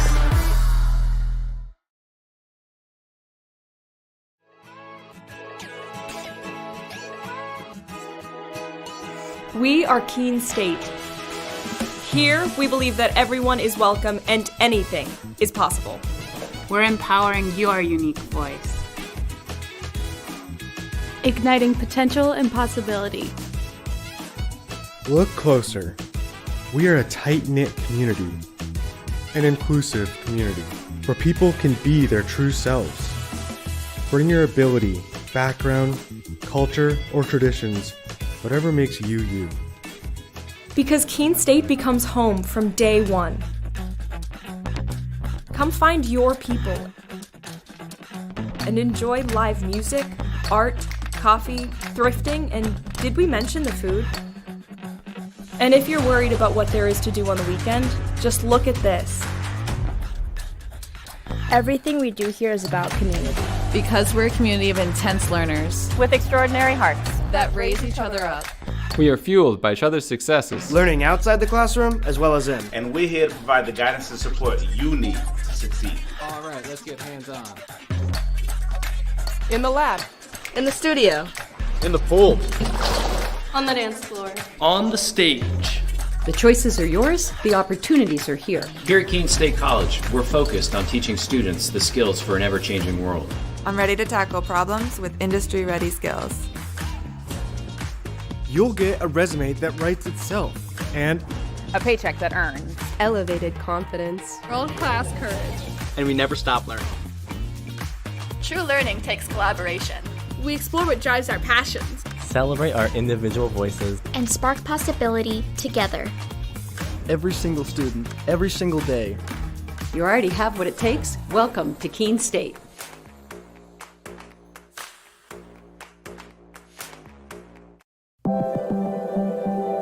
Proportion to me is the lived experience of our Division III student athletes. They balance life from an academic perspective and the rigors of competing at a high level, bonding with teammates and building lifelong friendships. But they also are involved in their communities. They work jobs and internships and volunteer. They've learned to be resilient. Diverse experiences are setting them up for the future. Passion's love. Passion is love for what you do. Because I think when you face challenges, it comes down to how much you want it and how much you love it. Passion is what keeps you going forward. Seeing so many people that were like-minded and so hardworking in their sport and academics, being surrounded by like-minded people makes you want to be more passionate. I think it pushes you to a different level that maybe you didn't think you had. And you can do the best of both worlds and love all of it. A good citizen is someone who wants to make a positive impact, both in their communities and in the world around them. The Division III approach is absolutely the best approach out there for amateur sport because it wants student athletes to explore all parts of who they are. Be successful in the classroom, be successful in competition, be successful in the community. So our student athletes learn what it means to strive for and attain success, but doing it the right way and being good citizens. Comprehensive learning is being able to adapt to experiences and apply the things that I learned. Being an athlete and juggling academics helped me grow as a person, and things that I've learned, I was able to apply it in another field, putting them into everyday life. Developing comprehensive learning helped me prioritize certain things to make sure I get to where I want to be. Responsibility is being accountable for your words and actions, first and foremost. It also is an obligation to be a positive influence in the communities around you. Being in a D3 program, you're going to have lots of different opportunities. You're not just an athlete, you're also involved in student life. Your academics are extremely important. We give a lot of our student athletes responsibilities right from the start by giving them leadership opportunities, by having them engage in the community, being a positive influence. That's being a responsible person. I believe sportsmanship is a mutual admiration and respect for your fellow competitors. We all go through a lot to reach the point where we compete against one another. It's important to realize that. So once we're finally on the field or on the court or on the starting block, we look at each other as fellow human beings and not just competitors. Being able to recognize the hard work that other athletes are putting in creates a more positive and inclusive environment.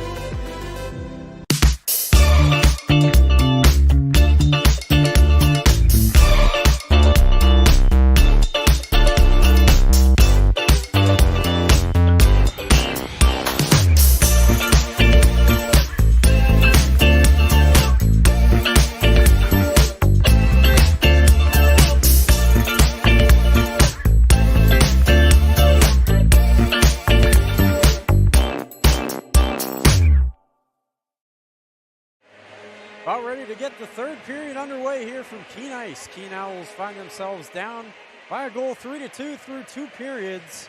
Outscored there in that second period 2-1. And shots on goal remain in favor of the Corsairs 25-22. Total shots 53-38 as well in favor of UMass-Dartmouth. Keene State has done pretty well on the power play this evening, 2 for 4. UMass-Dartmouth just 1 for 5. But nonetheless have the lead. Keene State 14 block shots to 6 for the Corsairs. Yeah, and it's going to be interesting to see here what Keene does. You know, they had the momentum going into this third period. I want to see what Coach Rodriguez has drawn up as some adjustments. I think definitely at the top of those lists is that defensive zone protection and, of course, the penalties. The penalties have gotten them all afternoon. We've watched it. You know, it's just unnecessary, and it really hurt them. You know, UMass has scored on the power play, and, you know, they need to avoid these penalties. They've been fighting with them all year. You know, I know they're a young team. They're still maturing, but that will be what decides this game. Chrisofides, a shot save is made by LeBay. So right away, Chrisofides already has a goal tonight for Keene. Going to make it 2 and tie the game. But as you said, I mean, not just allowing goals on the penalties, but having to kill off penalties. You have to use all your energy for that and not really able to generate any offensive chances. They score! Marcus Chrisofides has done it. Oh my goodness, once again. Wasn't even ready for that one. It was so fast. Man, what a season Chrisofides is having so far. That's his 6th goal. I mean, man, and this is the 2nd goal of the night too. He's really been a game changer here for Keene. Just 20 seconds into the third period, the Owls even it back up once again, and it's Chrisofides' 6th of the season. He has 2, and Tyler Stewart on the other side has 2. So now it's a race to the hat trick. Got to be careful though of that quick sudden change opportunity. Owls try to clear it out, and they send it up to the neutral zone. Puck bouncing around. Played there nicely by Timanus, and now they're going to call a penalty, and the Owls, once again, are going to be shorthanded. Yeah, looks like hooking, I believe. Yeah, it's going to be 2 minutes going to the box. And I talked about those penalties. You get back in this game, but now Dartmouth has a chance to take that lead right back, and they've been really good on the power play today. So, and that's been the story, really, of a lot of the losses for the Owls so far. I mean, close to 500, but those losses, a game like this, you tie it right up, and then you give them an opportunity the other way. Skelton able to make the save. Yeah, and a lot of those games early on have been close. This one's a close one again. You know, Riviere was close.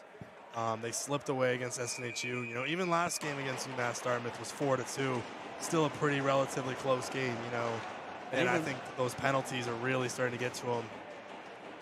Even the loss to Westfield on Thursday, 4-2. So another pretty close game.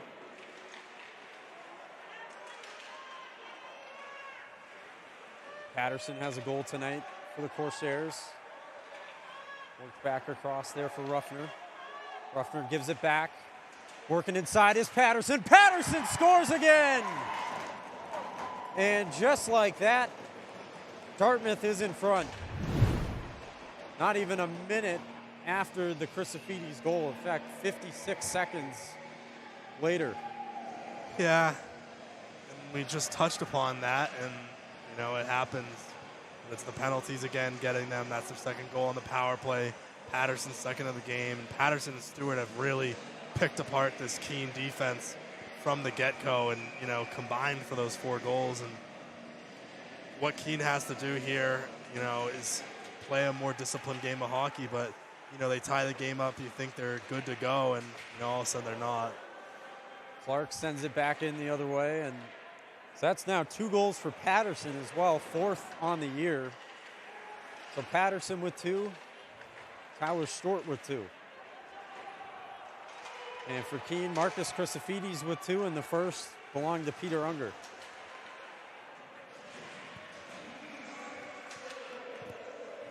And kind of tough now because you get the PA announcement for the Keene goal. But of course, the Dartmouth goal was scored in such quick succession that now they lead again. Yeah, so there's nothing really to be excited about, nothing to cheer for when he's announcing it, because you know there's still work to be done out there. You know, get back in this game. Sent up, Webster will handle it. Owls once again find themselves down a goal. No whistle for icing as Declan House plays it behind his own goal. Sent up the other way, it's Jack Lindholm. Lindholm looks to send it in for, and now Peter Unger handles it. Back the other way, it's Doran. Doran falls down, a chance in front, and the puck trickles across the mouth. It doesn't go in, now we get a whistle. That was Belial with the chance. See what the whistle's for. These nets just cannot stay on their hinges tonight. Yeah, so net dislodged. That's why you get the stop. It's like the 4th time, 5th time that's happened today. It's happened quite a bit this season, the home season, already, and only really a couple weeks in.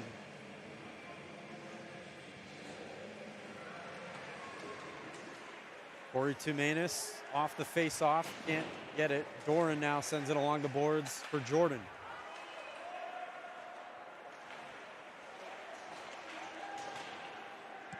Back along in the corner there, it's Hoffman working for it. Shane Mazer trying to clear it out, now goes back once again to Hoffman. Going in there, nice hit laid by Chase Carney. Back the other way and now taken by Mazer.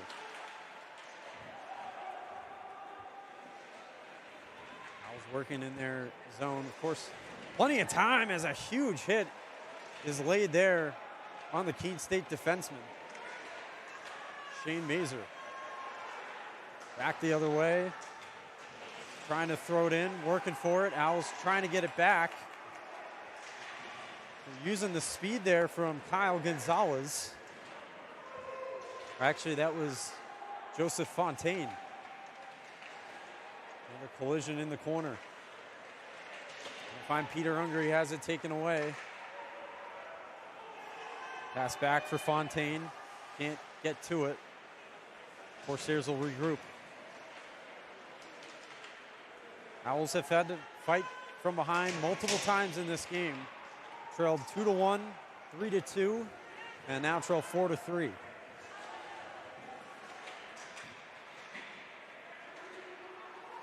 Sent in the corner. It's like the Corsairs will win the race to it.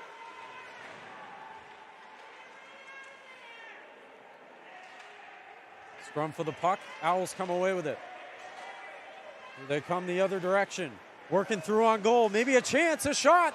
Trickles after the save is made by LeBay.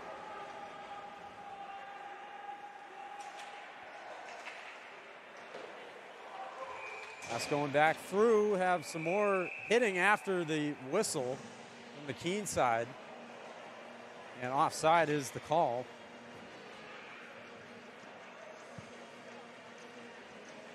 .15-10 to go in the third. Both sides with a goal. Marcus Chrysofides made it 3-3, just 20 seconds in. And then 56 seconds later, Colin Patterson got his second of the game to put the Corsairs back in front. Flopped in by Martin. Big hit there in the corner along with Luke Festa. And we have a delayed call. Another penalty coming up on the Owls.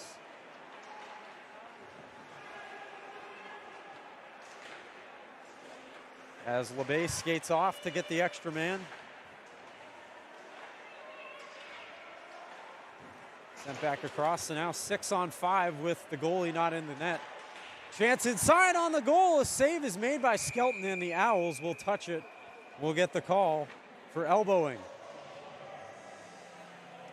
So another Keene State penalty, just costly, and it goes on Jared Martin. Yep, that's exactly, what is hurting these Owls so badly in this game. The penalties are just getting worse and worse. They have 7 tonight. That's just you can't win games that way. You can't, and that's just, and a lot of them are unnecessary. A lot of them are stupid hits after the play. Sticking your stick right in the lane, pokes, that sort of it. Yep. And right as you were talking about it, the Corsairs get another goal. It looked like it was Wutzke who had the initial shot. We'll see who gets credit. Yeah, and this place is dead silent right now. The wind has kind of been taken out of the sails of the Keene State team. Their bench, everyone kind of seems lost for words, and it's been the penalties, It's third power play goal for these, Corsairs tonight. And Nolan Wutzke, it looks like, will get credit for the UMass goal, and it puts the deficit at 2, the largest lead that either side has held tonight. Owls did hold a lead, of course, early 1-0. But since then, it's been mostly Corsairs. Owls have had to fight back all night. And yeah, as you said, Ryan, just the wind seems to have been taken out of this building right now. Owls have just been punched in the mouth twice after tying it up just 20 seconds into the period. Back it comes the other way. Corsairs trying to work their way through a little tie-up there. Owls have more numbers on defense at the moment. So now the Owls not only need a goal, they need 2 to tie it. As we draw closer and closer to the halfway mark of the third. Still time to get it, but you need to get that first one relatively quick. Yeah, and the first one's going to be the hardest one, getting over that hump. They have really no motivation or momentum at all right now, so they got to figure out a way. Something has to go right for this offense, but it hasn't looked good so far. Wutzke is officially credited with the goal for the Corsairs, thrown in front. Not able to find the body there of Carney. Now maybe another look on goal. Shot save made by Skelton. Can't really blame Skelton too much today. He's had to face a lot of shots. Yeah, and he's done a really good job as a game manager here. It's just been a lot of point blank ones too. A lot of screens and opportunities that he really had no chance on. Thrown in front. They almost got that quick goal, and they do. They get it right back. Chase Carney gets the Owls back to within a goal, and this wild third period continues. Yeah, like you just said, it's been pretty crazy here. 2 goals apiece, and we're not even halfway through it. And Keene is now right back where they need to be here with 12:51 to play. Just a wild third period so far. 2 goals apiece, as you mentioned, Ryan. Chase Carney makes it 5-4. And we were just talking about you need to get that goal quick. Well, they certainly got it. Yeah. Still 12:51 left. Probably one of the most odd goals we'll see all year. A from the left corner, hits the back of the goalie, slides in. you know, that's exactly what the kind of bounce you kind of need. You know, you need a little bit of luck here, but that's perfect. Sometimes you just have to throw. It's like in baseball, you put the ball in play. Sometimes good things happen. Sometimes in hockey, you just have to throw it on net. And that's exactly what happened right there. Exactly, yeah. The puck's not spherical for a reason. It can bounce in some weird ways.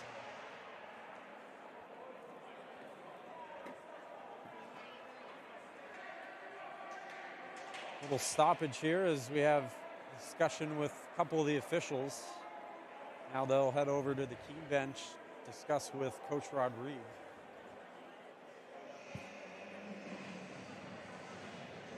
Just a little dump in, though, from Chase Carney, and it becomes the 4th goal of the night for the Owls. Looks like they might be using this to get some players on and off. So Thor Hansen on the Keene side for the faceoff, opposite Manaya, and it's won by the Corsairs. But this is where Keene has struggled really all night. After they've scored a goal, getting penalized right after and going on the shorthand. Big hit there comes from Ruffner. It's going to be covered now by LeBay.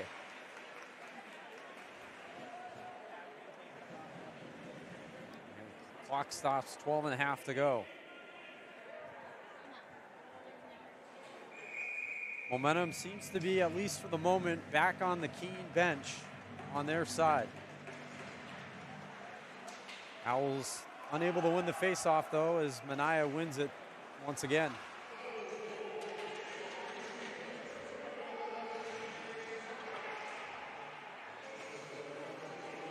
Thorndack up into the neutral zone. Owls take it back. Thor Hansen works with it. Hansen tries to weave his way through the defense. Can't do it on his own.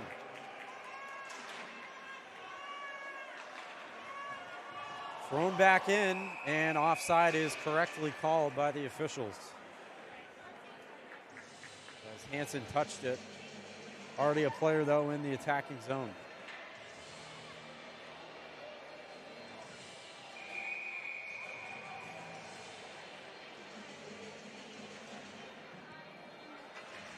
Face off goes the Owls' way. Sent back in there looking for Jared Martin. Couldn't handle it. Now it goes back from the self-pass attempt. Martin throws it in. Save is made by LeBay. Or Labe once again. Almost looked like for a second it got through his pads. But a little, perhaps, deception of the eye there. He's able to cover it. So another face-off in the Keene attacking zone. Yeah, and this is a good, one of the first times we've really seen Keene put some full pressure on for a few minutes. Hopefully it keeps up. They get it back. Nah, not able to win it, though, cleanly. Sent up around the boards. Now maybe a chance in front, and the shot is high. Almost another goal there for the Corsairs. And that was Walker who had the clean look on goal. But the Owls back in the offensive zone. Carney working for it. Had some help from Corey Tamanis. Throws it in off the boards, this Carney. And now up the other way come the Corsairs, falling down there. Mazer able to get up in time. Peter Unger now chases after with a little self-pass along the wall. Can't get to it, though. Chance the other way. Here comes the Corsairs. Save made by Skelton. It trickles around the boards. Unger throws it in there for Belisle. John Belisle able to win it back. Pass couldn't get cleanly through.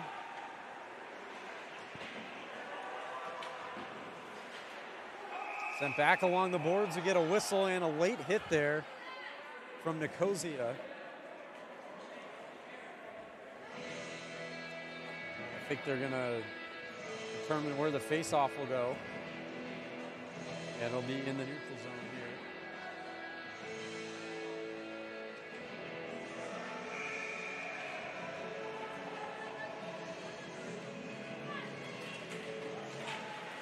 Owls try to come away with the puck. Racing forward along the boards is Hansen. Finally do. Now it goes around Gonzalez, looking for Christofides. This line has been very effective in the early season for Keene. And of course, this is the first line, so expect it to be the line that produces the most goals, and it has so far. Hansen tries to work his way in. Taken back by Gonzalez. The Owls will have to regroup, and he just flops it back in.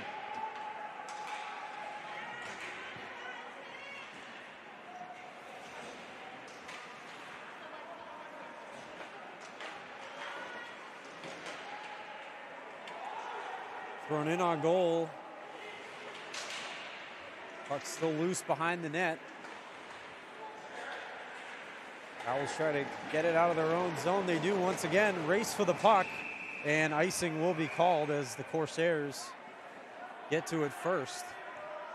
Yeah, this time I'll take some time to let you guys know about some future matchups here for the Owls and future games. They kind of head into a 2-week break here, but they're going to head up and play in the Terry Moran Invitational at Castleton on Friday, November 29th at 4 p.m. against King's College.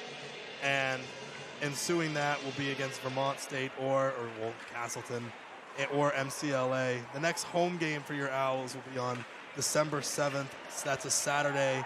Face-off at 5 p.m. That'll be versus St. Michael's, and that's December 7th. Like I said, it's almost a month from now, but yeah, so we have a little break here on the, at least for hockey, on the Owls Media Network, of course, kind of related to the upcoming Thanksgiving break, which of course those games will be taking place over that Friday, of course the day after Thanksgiving. And we'll have some games at least in early to mid-December, and then probably a little break again for Christmas.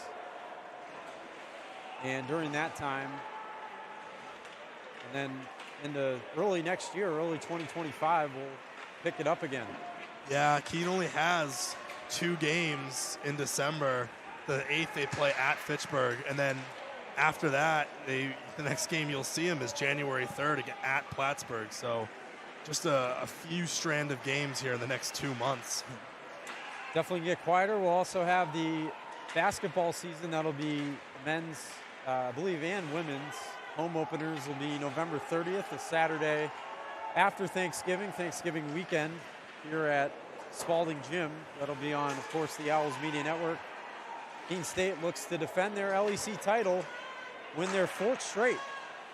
Sent in on goal, easy save made on the flip by Skelton.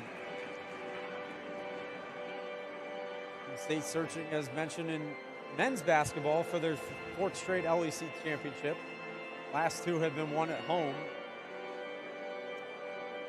both over Western Connecticut State. And both back-to-back seasons, they've made it to the Sweet 16. So they'll have another Sweet 16 banner that'll be unfurled in the home opener Saturday, November 30th. Yeah, and that'll be exciting for the team. You know, it'll be exciting for the program. You know, awesome to see Keene State get back into that high level of sports. You know, it's been a little bit of time since we've had some of those. And so the basketball team's done a really good job picking it up for us. Yeah, they always have quite a long off season, go all the way from basically 8 months, March to November. They've already gotten their season underway this afternoon on the road. Patterson works his way in, looking for the hat trick, and he gets it. A hat trick for Colin Patterson, and it puts the Corsairs back up to 6-4. And guess what? It was another power play goal here for UMass-Dartmouth. And that's kind of probably what's going to be the game here. I mean, there's still a little bit of time, but pending that, what really killed the Keene State Owls today is those penalties. That's their 4th power play goal for the Corsairs, and Yeah, I mean, 4 for 9 now. That's almost half. 50% success rate on the power play. Just can't give any team that many chances. Yeah, now it seems like fans are starting to stream out of here a little bit. They might be sensing something. A lot of the students, of course, will have the The women's game coming up, that'll be at 7:30 against Riviere, also on the Owls Media Network here. So some of them will probably come back.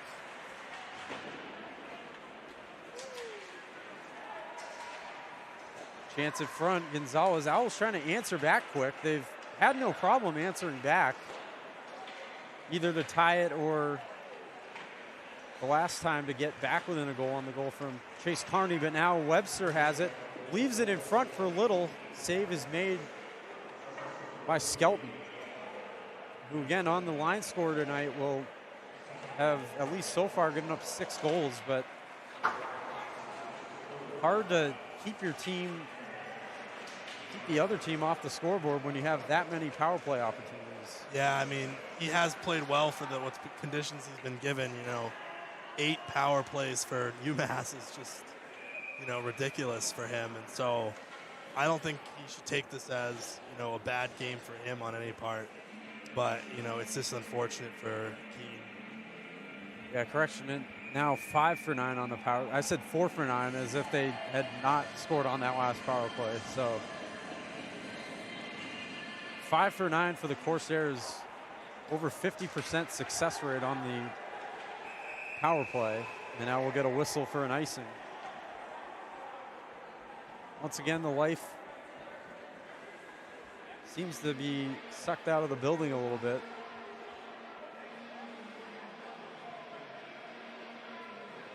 Coach Rodrigue on the Keene bench, not happy about something.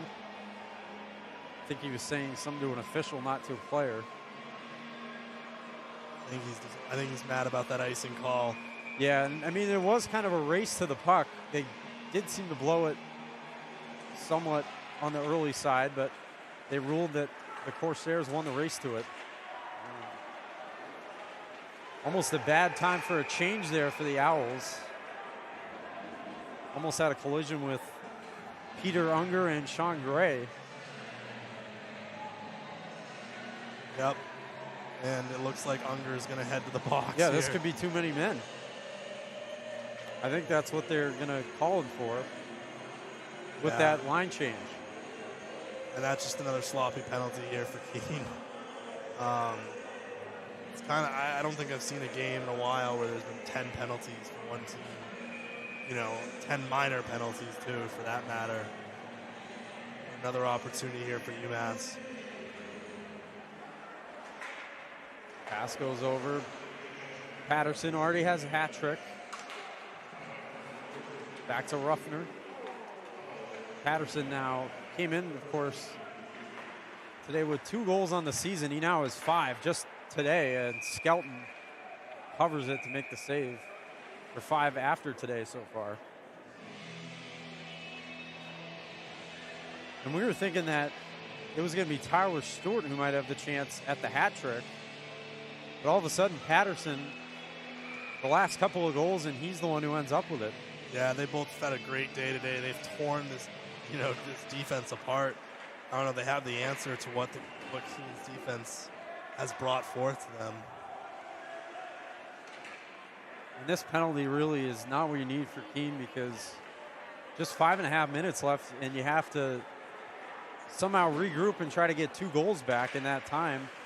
And now your attention is focused on killing this penalty again. Yeah, absolutely. And, you don't even know if they're going to be able to kill this penalty either. I mean, UMass is in the zone. Patterson drops it off. That was for Wutzke, who has a goal tonight. Wutzke gets it back, the left-handed stick. Leaves it back for Ruffner. Ruffner, a shot. Went wide. Owls try to clear it out once again, and they're not able to. Ruffner keeps it in. Back to Patterson. Patterson played it with a high stick, and now we'll get a stoppage.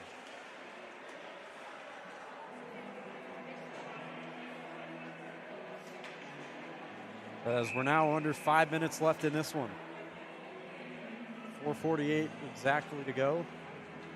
There's about 40 seconds left on the Dartmouth penalty, or the Owls penalty kill, Dartmouth power play. And it's cleared out to the boards by Jack Lindholm.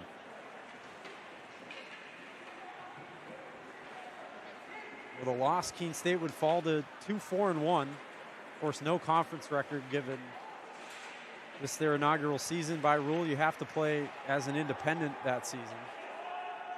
So we'll not be able to join the LEC officially till next season.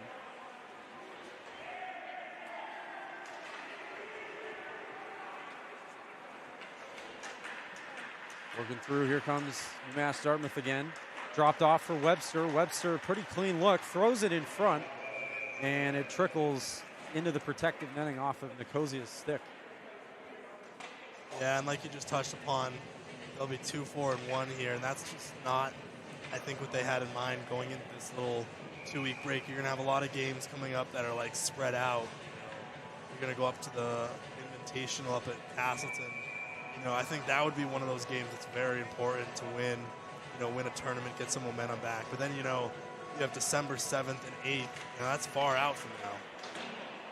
Save made by Skelton off the face-off win for the Corsairs. And now goes out of play and into the bench. Yeah, as you mentioned, Ryan, the Owls have had at least quite a few games here in the early going. Obviously, the season began a couple Fridays ago on November 1st. And this is already their 7th game. So, whereas UMass-Dartmouth, on the other hand, this is just their 3rd game of the season. So, they've had to play quite a bit early on, but they're going to have some downtime, quite a bit of downtime coming up in the next few weeks. And some scattered games mixed in there. Webster tried to get it through, couldn't. Owls come back the other way. Play is onside. Maybe a chance for Thor Hansen. Hansen throws it in, and a save is made by Labe. With 3:28 to go. Still technically time, but it's not on their side for Keene.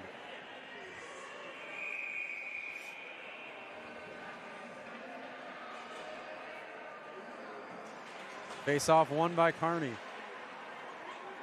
Peter Unger throws it around the boards. Taken back, though, by the Corsairs.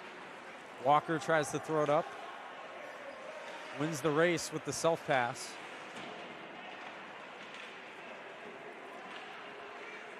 Back it goes to Unger.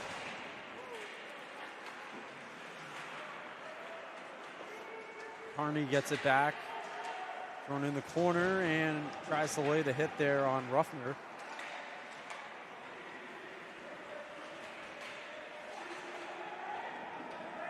Back it goes into their own zone for the Owls.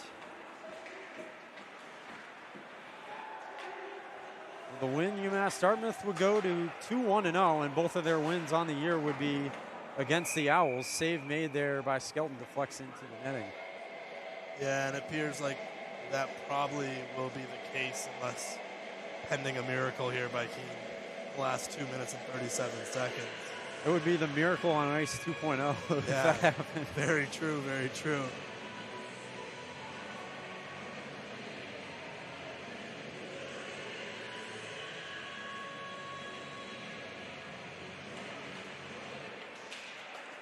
Face off one again by UMass-Dartmouth.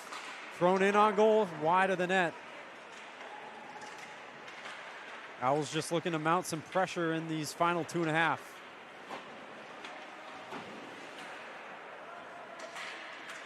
Corsairs just going to try to keep the Owls in their own zone as much as they can. Smart strategy. Thrown in on goal again. Easy save there by Skelton. Jason Smith goes for it. Can't get it. Now here comes Sean McBride the other way. McBride, nice pass. Thrown in. Save is made. Rebound. Puck still loose. And another great save by Labe. Belial with it again. Tries to lead it back for McBride. Minaya comes back the other way.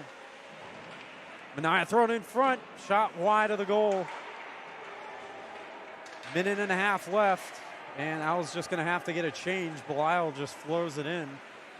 And he'll head to the bench. Puck back around the corner. Of course, no icing as the Corsairs win the race to it.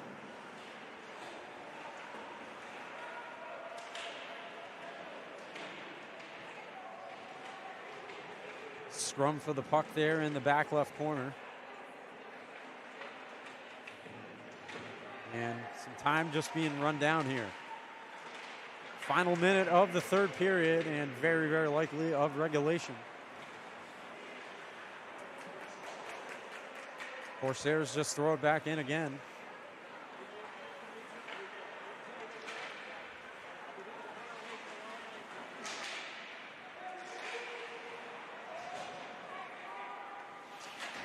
Owls looking to hopefully build some positives even from this afternoon's result.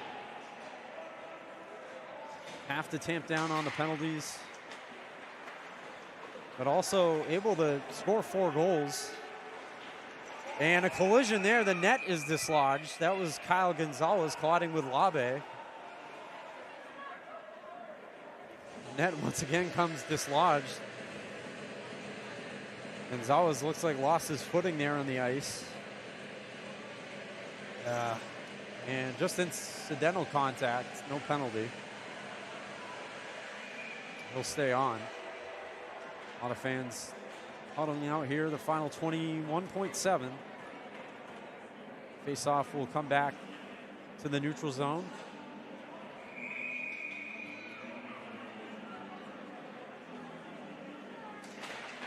Have an interview after this one, of course, with Coach Bobby Rodriguez always for every home game. Puck played in the corner. Icing is called. We'll say Owls win the race to it. Final 12 seconds.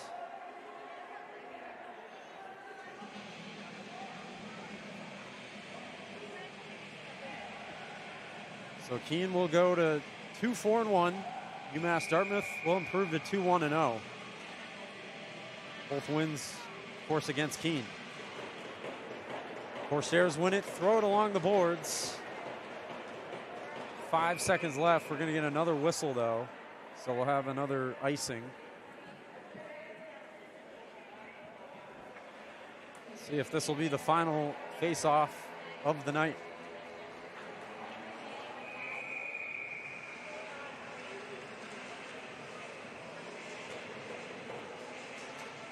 Referee drops the puck.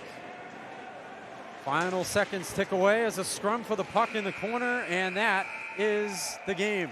Keene State falls in this one today, 6-4 to the UMass-Dartmouth Corsairs, who improved to 2-1-0. Keene State drops to 2-4-1.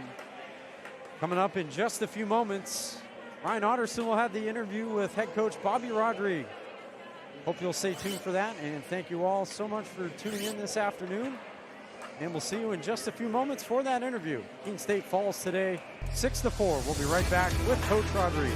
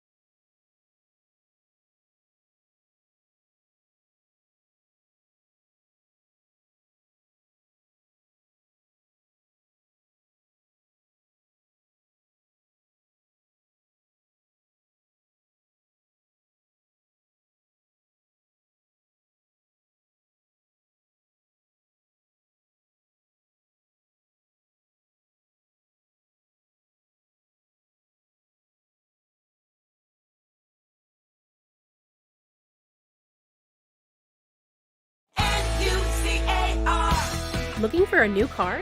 It's time to visit New Car Nissan of Keene. 600 new Nissan cars, trucks, and SUVs are available right now. Plus, New Car Nissan of Keene has the most competitive prices. Every new Nissan comes with New Car's complimentary 20-year, 200,000-mile protection plan. Drive worry-free for many miles to come. Visit New Car Nissan of Keene today and discover why everyone loves a new car. When we put this uniform on, we're preparing to serve our home state of New Hampshire. We serve part-time in our own communities and for our families and friends. In any emergency or disaster, you can count on the soldiers of the New Hampshire Army National Guard to be there. Our mission here at home is to make life better for everyone, and the benefits we earn help us improve our own lives. Learn more about part-time service with the New Hampshire Army National Guard at nationalguard.com/NH.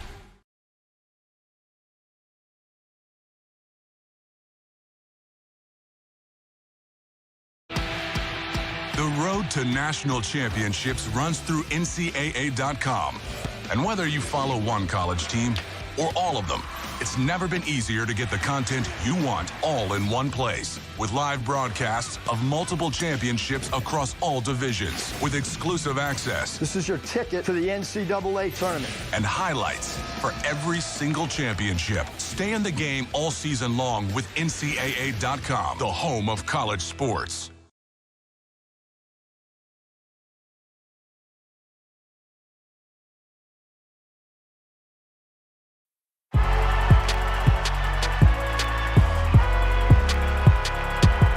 Number 32, Kyle Hornsby. Inside the 30. Touchdown. Michaela Burgess.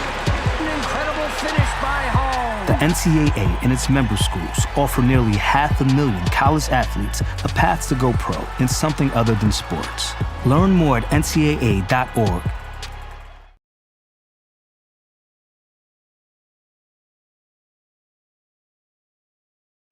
I learned a lot of valuable lessons playing college football. I never thought about the health benefits of exercise until I actually started to talk to coaches in college. It's not only just for performance, it's for life. My coaches instilled the importance of well-being, not only building up strength, mental health, getting enough sleep, eating properly is all what it is to be healthy. I decided that I want to go on a personal trainer and share my knowledge that I obtained in college about physical and mental well-being.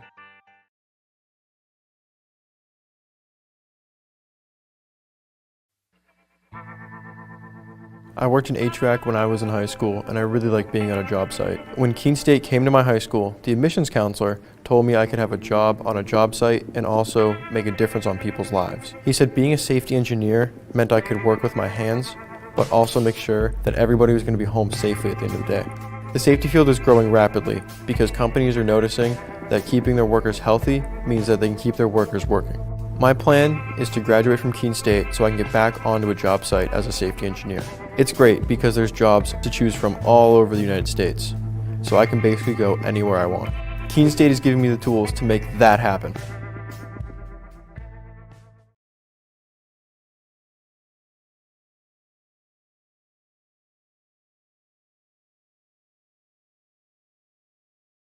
Fenton Family Dealerships, Tri-State area's best selection of new and pre-owned cars, trucks, and SUVs, has state-of-the-art service facilities and services all makes and models. Home to an exclusive lifetime powertrain warranty on no extra cost to you. Locally owned since 1986. More information at fentondealerships.com.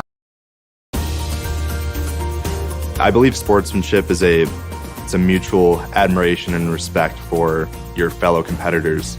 We all go through a lot to reach the point where we compete against one another. It's important to realize that. So once we're finally on the field or on the court or on the starting block, we look at each other as fellow human beings and not just competitors. Being able to recognize the hard work that other athletes are putting in creates a more positive and inclusive environment.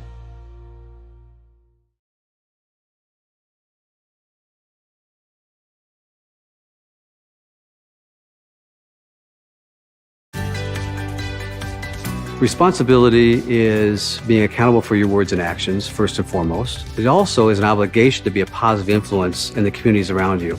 Being in a D3 program, you're going to have lots of different opportunities. You're not just an athlete, you're also involved in student life. Your academics are extremely important. We give a lot of our student athletes responsibilities right from the start by giving them leadership opportunities, by having them engage in the community, be a positive influence. That's being a responsible person.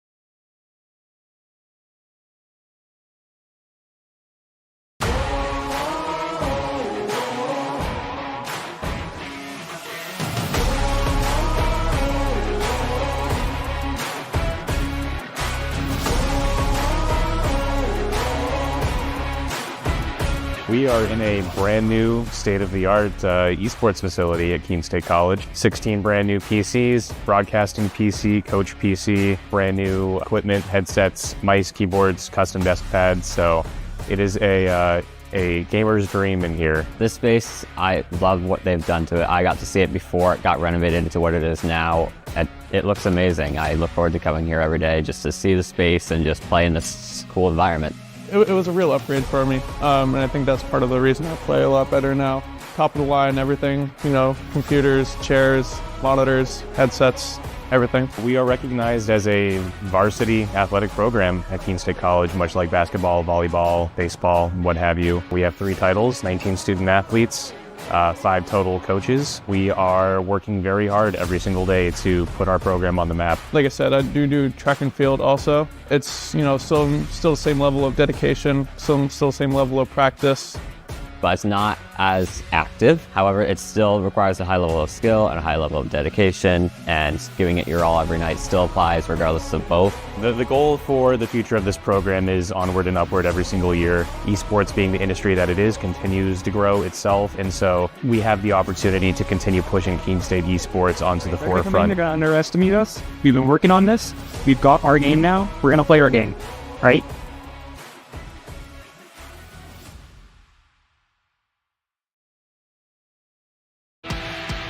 The road to national championships runs through NCAA.com.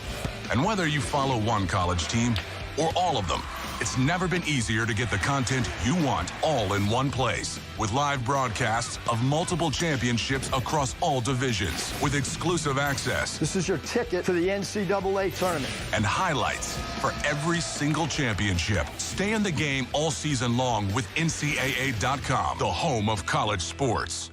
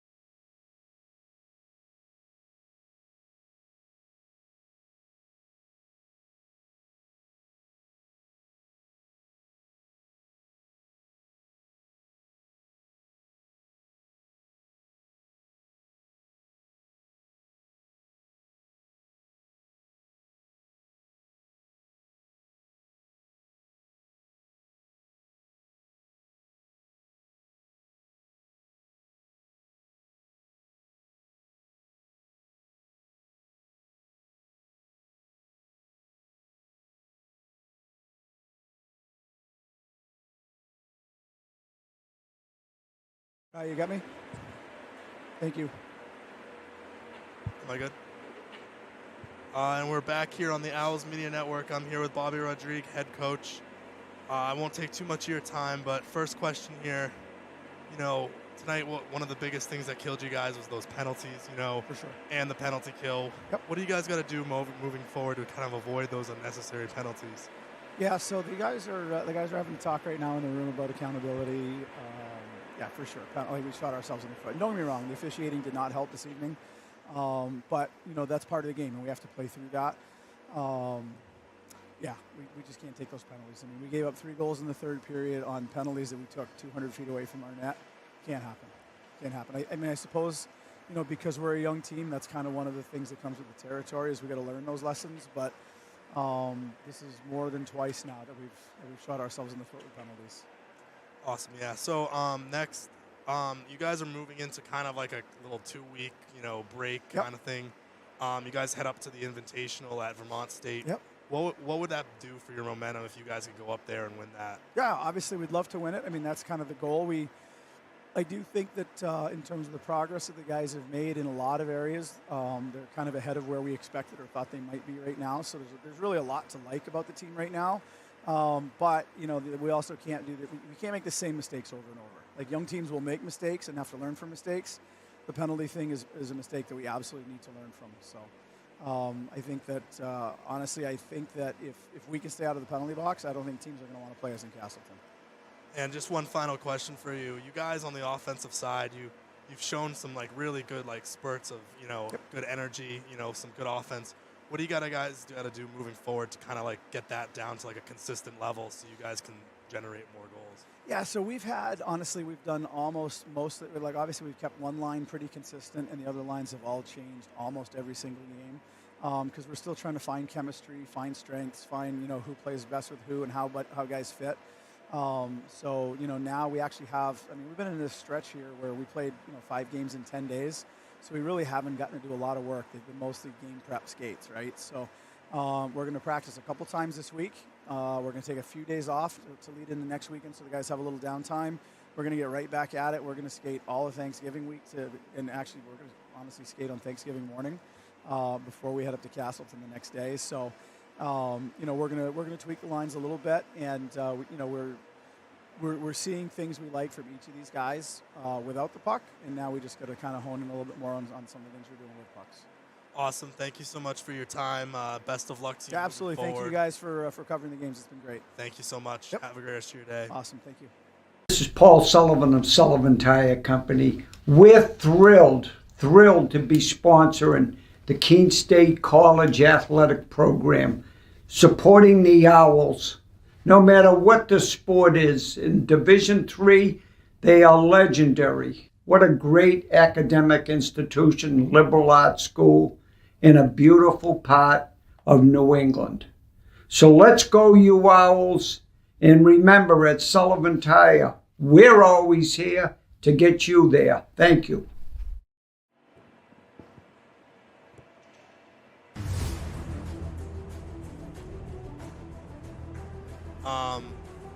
Keene State falls to UMass-Dartmouth 6-4. Good offensive on both sides. Moving forward, please stay tuned here on the Owls Media Network for the girls' game against Riviera. That face-off will start at 7:30. But for now, I'll sign off. Have a great rest of your evening if you can't tune in, but if you can, I'll see you in a few hours.